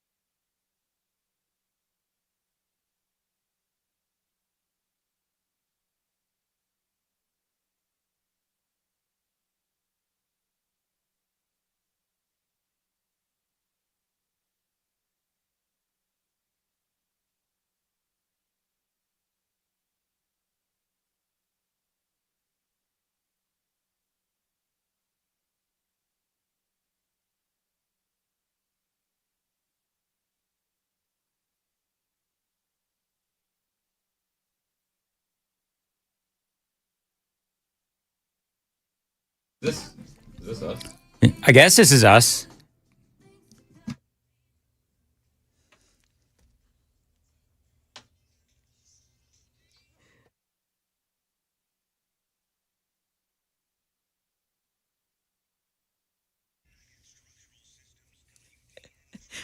Yeah, this is us too. In Hillwood, a stalled out vehicle on 40 eastbound past Charlotte Pike. The left shoulder is blocked off by that. In West Nashville, it's 40 eastbound at 46th Avenue. There's a crash in the right shoulder. And Laverne on the eastbound side of 24, a crash at the off-ramp to Old Hickory Boulevard. Traffic every 10 minutes every morning on Super Talk 99.7 WTN.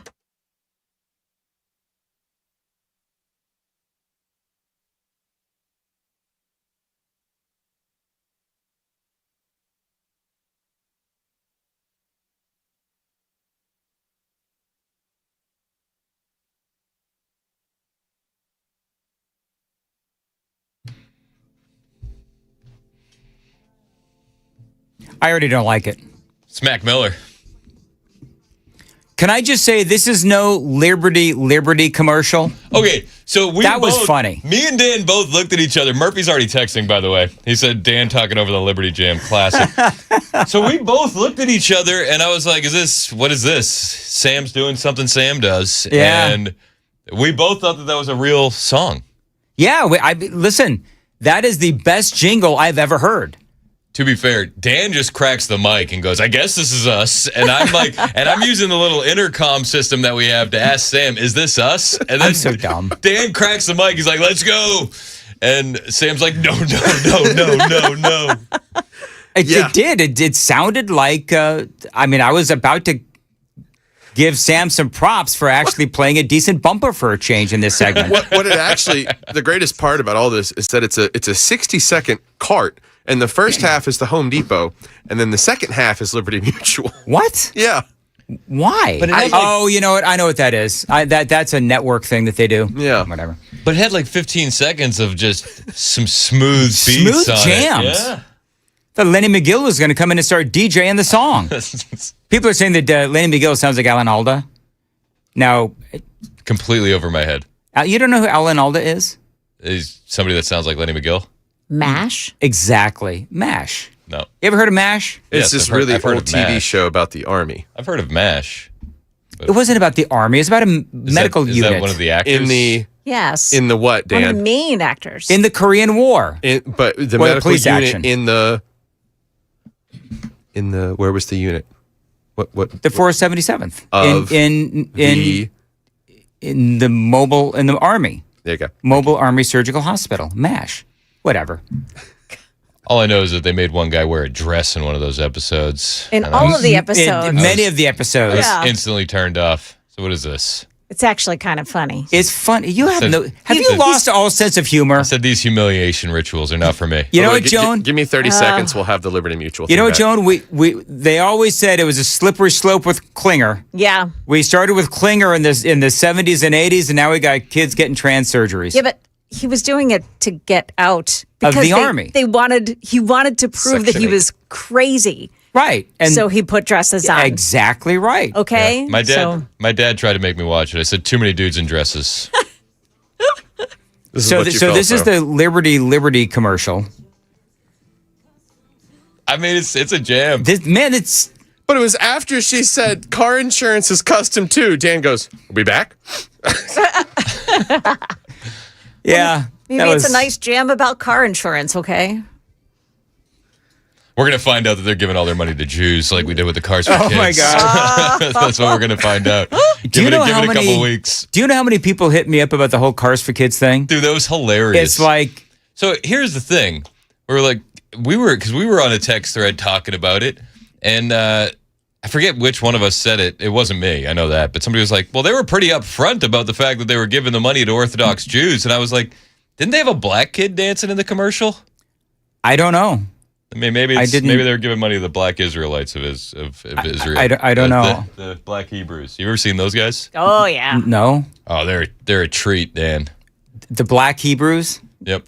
They're always at every protest in Washington, D.C. The second Chris said Jews, Dan got uncomfortable. He crossed his arms and No, backed I up didn't. 3 Would inches you from the stop mic. it? I'm so tired of you Let us know people. what you think in the YouTube chat. Did Dan's body language change? Did Dan's butt clench when Chris mentioned the Jews? No, I don't know why you people say this. I don't.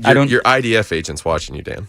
So here's the thing: the black Hebrews, some of my faves. They'll actually engage in conversation with me. I do find myself. I would never join the Jehovah's Witnesses, but they are always on the street corner and the Mormons and stuff. And I'm a little offended that I never get an invite. I'm a little bit upset. They've never come to your house? They've never come to my house, and they're never like, hey, sir, can we stop you and talk to you about this? It's like, nah, he's not worth saving. You're kind of standoffish. I don't think so. Didn't you advertise you wanted drones with laser capacity to ward off ne'er-do-wells from your front porch? Well, yeah. That's a great idea. It's the only idea. Well, that or no soliciting sign. They don't follow those. You know what here's what's funny. They actually do. They don't. We have one in the front of my neighborhood. They don't pay attention to the ones in the front of the neighborhood, but they do pay attention to the ones on your front porch or your door. We have one. I didn't get mad at Amy, but it was a discussion about why is it that I'm spending money on we are spending money on all of these no soliciting signs and you never have them up. And so then my afternoon nap. How many signs did you invest in before you hung one? I think we've got like 4 for each season. It's what? You have seasonal? That's how passionate we are about our peace. We have one with snowflakes and Santa. No, we do. We have. I'm Amy. I don't know if she's listening, but yeah, we have another with the autumn leaves falling. We do. Go by my house. You'll see the one right now. I'm not allowed to solicit. You know what? As long as you stay on the street, Chris Hand, you can come by my house. Well, I'll have to come by at least 4 times to catch all the different seasonal no soliciting signs because I can't knock on the door and request to see the others. It was kind of funny. I'll send you a picture. So it was kind of funny, actually. We had more bug people coming by the doors, by everybody's homes, and it was on the little community Facebook page thing. And these buggers are at it again. Yeah, and Amy was like, well, they didn't come to our house. And I said, it's because I said, put out the no soliciting sign because what was happening, because I got upset because you had to do the awkward high fives. I had to do the awkward high fives and it would interrupt my nap. And yeah, I did. I told the story of. It'll interrupt my nap. Listen. You don't want to interrupt naps. I know. I have toddlers in the home. We can't be doing that. I imagine the crankiness 50 years later from nap time. Who do you think is more cranky, Dan waking up early from his nap or my 4-year-old waking up early from hers? We take nap time and our peace very seriously in my home. But I think I told the story where, because we have this incessant parade of like bug people trying to sell us pesticide, and bug service, right? So a bug guy came to our door and I lost my ever-loving mind. Poor guy. Amy literally had to hold me back because no. You're lucky that she's here. You're lucky she's here. It was our actual bug guy. It was the one you're paying. It was the one that we're paying. She's like, stop, that's our guy. And it was very funny. And I'm like, oh, God. I was so embarrassed. Get my gun. I mean, I was coming and I was loaded for bug guy. I mean, because they keep coming to our home. And then we finally put up the no soliciting signs and they've stopped now. Had those special bug guy rounds, did you? Hey, speaking of bugs, can we talk about the protesters outside of the ICE facility in New Jersey? Radio segue gold. Wasn't that good? Wasn't that good? This is I want to go to the Dan Mandis School of Segways because there's nobody that does it better. Pests would have been mildly more fitting. So I want to play a couple of things. Number one, and I don't know if you had this or not. I don't know when this happened, but there is a Fox reporter outside and they're talking to one of these ladies, one of these protesters. There's people like this. You are a protester who's been out here and you have a dirty mouth. But, okay, so that's just what we deal with. So just for people that want to know what it's like to cover these protests, it's constant with this. This is what these people do. They want people who are in this country illegally to be released out onto the streets. DHS says that's what they're going to not do. So Nazi bitch, that's what you are. Ooh. That's what's her name? got it Alexa right. McAdams at Fox News. She's got to be careful out there. I mean, we saw what happened to Savannah Hernandez. Yeah. You're liable to get thrown to the ground by a grown man just for reporting on the news. Yeah, and it's all obviously it's all performative, and this is what they do. But the protesters are protesting. These are just some of the illegal aliens that have been arrested by ICE. Are you ready? In New Jersey. Yeah. Jose de la Olenes, he has a criminal history, including homicide. You have Stephen McKenzie, a criminal illegal alien from Jamaica. His criminal history includes carrying a prohibited weapon, homicide, aggravated assault, robbery, and assault. Juan Vasquez Reyes, homicide. Jan Martinez Valverde. Sure. His criminal history includes sex offenses against a child. Sergio Marquez Abrentes, his criminal history includes enticement of a minor for indecent purposes. I could go on. I have a whole list. But this is who the protesters are defending inside this facility. And here's the funny thing is that vile protester that called the woman a Nazi bee said, people are dying in there. And I'm like, okay, good. Because if those are the people that are dying, we don't need them.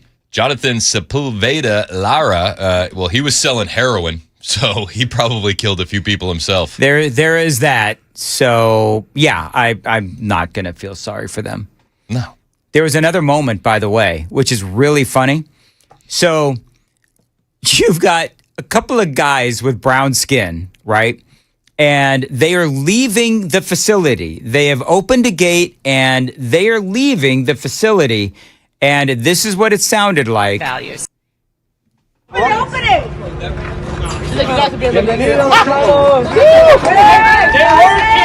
So everybody thinks that a couple of illegal aliens are getting released. They work here. There are a couple of employees that were leaving work. They think automatically because these dudes have brown skin, that they were some illegal alien that is being set free because of their protests. You know, they work in the facility, and they're just like kind of racist? Yes, it's racist. Okay, I just wanted to point that out. They've walked up to black ICE agents and called them, the house N-word and stuff like that. They're just horrible to people. These protesters, they are horrible human beings. My friends Bo and Gabe are actually headed to New Jersey this weekend to cover these protests. And whenever they go to an ICE facility protest, Gabe is he's of Italian descent, but he's of the darker variety of the Italians. And they'll look at Gabe and they'll be like, you're going to get deported. And he's like, I'm an American citizen, ma'am. It's like I was born in Syracuse or whatever. You know what I mean? Born in New Hampshire. Oh my gosh, the whitest place in America is New. Wait, well, is that Vermont? That'd be your basement. Is that from? Oh. That was. When are you going to leave, Sam? You graduated college. I don't understand why you're still here. I haven't had all this free time because of school and stuff. You know what, Sam? I just want to let you know that as a college graduate, you're still here working part-time. Another week, and I'm going to start calling you a ne'er-do-well. There you go. You wouldn't be That'll teach him. inaccurate with that. Oh, yeah. He embraces it. Sure. I'm the guy you call to give the speeches to the delinquent minors of today to go, don't follow my footsteps. That's exactly right. Oh, I've been well danned by the Home Office. Oh. Do you have pictures of the no soliciting seasonal signs? She says, well, Dan, we have one, and it's festive during the summer, red, white, and blue. Send me a picture. There you go. I want her to send me a picture. Of the sign. Of the sign, Of yes. the sign. I've got plenty of pictures of the little missus, the little woman. Okay. No, we take whatever. Anyway, what else you got? Because now Sam is making... Joan, why does Sam always have to make it awkward? Because that's his job. It's a very easy job when the host is opening the door for you and going, hey, here's the awkward sign. None of this is going to matter in a few months anyway. What do you mean? Ebola's coming. That's right. Yep, Ebola's coming. All these petty attacks and these disagreements that we have, it's not going to matter when we have blood coming out all our holes. Oh, gosh. That's what happens. Oh, is that more of that leakage? Yeah, and all of them. Listen, and up to and including eye holes. Ebola's not coming to my house. I've got the no soliciting signs. Do you have a seasonal no Ebola, please? That's what we need. That's exactly That's right. I don't know how it avoided the Mandis household. Oh, man. It's like the here it blood is. on Passover, but instead it's just the no Ebola, please. All right, so I'm going to show the people online, right? So there's my no soliciting sign. That is the fanciest no soliciting sign That ever. is so not aggressive enough. It says, don't ring my doorbell, don't even look at my house. No soliciting. Well, they've already broken your second stipulation. Now, the problem is that we also have a welcome sign on our front porch as well. So it's a little contradictory. Your messages are mixed here, Dan. I know. You know what? I think I actually ordered the welcome sign to be taken down into the basement. I don't remember actually. You know, it's so funny. I walk into my house every day. I have no idea what's on my front porch. Whatever. Anyway. What else you got? That's a fancy no soliciting That sign. is a fancy no soliciting sign. looks custom. That cost you at least $40 at a farmer's market. Or was that an Etsy order? Screams Etsy. I don't know. My wife ordered it, actually, like all things in my house. Do you order anything in your house, Chris?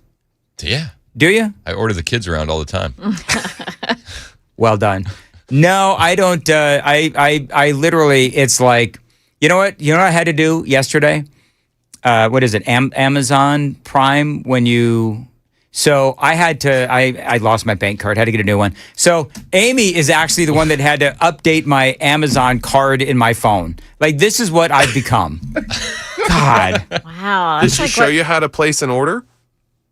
You know what? Once the card is in there, I know how to place an order. And boy, do I know how to place orders. I just pictured Dan holding his phone up. Please help. Please help. Oh my gosh, that's what I do. I don't even know what's wrong with it, but it's not working. Help.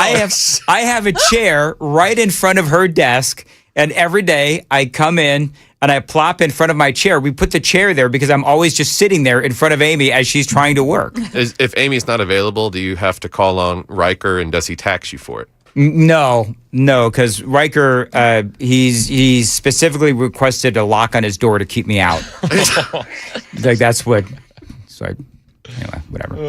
Yeah, that's hilarious. I'm always telling him to, clean your room, pick up your dirty clothes. It's just all the things that I do. And you tell the neighborhood kids to stay off your lawn. I sure do. Yeah. It's those damn kids soliciting again. Damn kids! Can you kids not read the sign?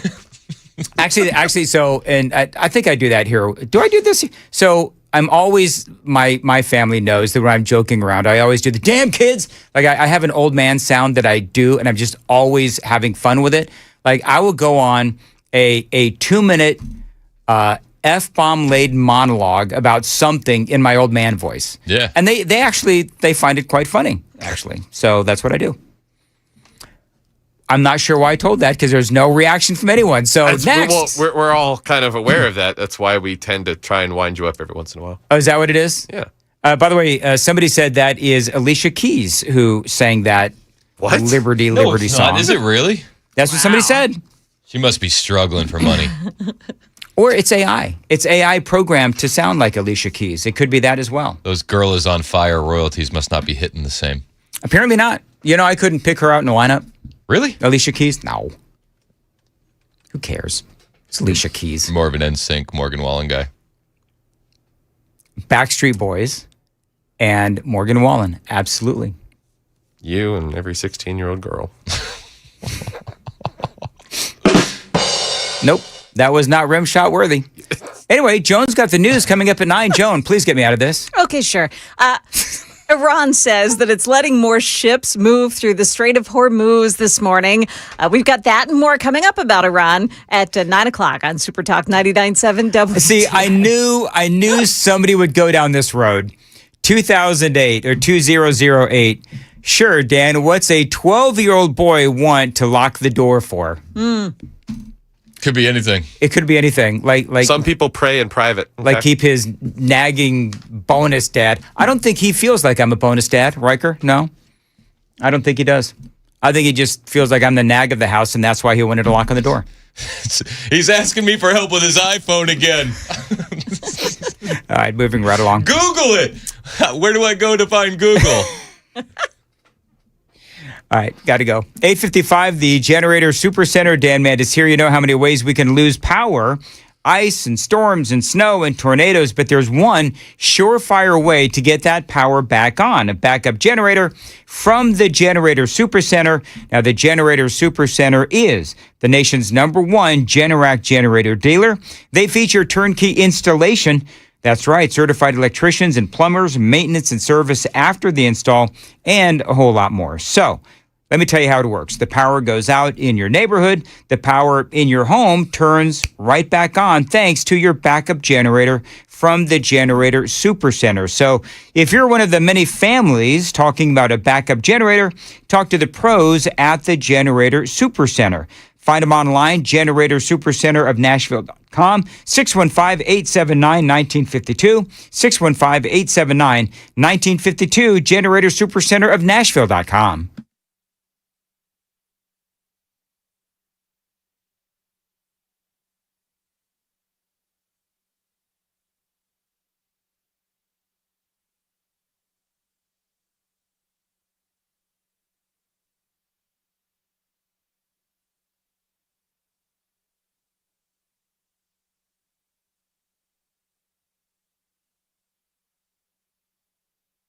An SEC-registered investment advisor. Dan Mandis here and need to make a formal apology to my listeners. I need to apologize for not getting my vision corrected sooner, like I should have, and for not encouraging you earlier to call Dr. Horn at Vision for Life. Now, seriously, I had lens replacement surgery about a year and 3-4 months ago now. I can tell you firsthand, it has been absolutely life-changing. Now, you don't actually realize how much you're missing when you're living with blurry or cloudy vision. Driving, reading, even just seeing people clearly across the room, everything these days is sharper, brighter, and easier thanks to Dr. Horn and Vision for Life. So, whether you're dealing with cataracts, age-related vision loss, or maybe you're just tired of glasses and contacts, Dr. Horn has a solution tailored to your eyes and your lifestyle. I'm here to tell you the procedure, it is quick, painless, recovery is fast, and the results speak for themselves. So stop putting it off like I did.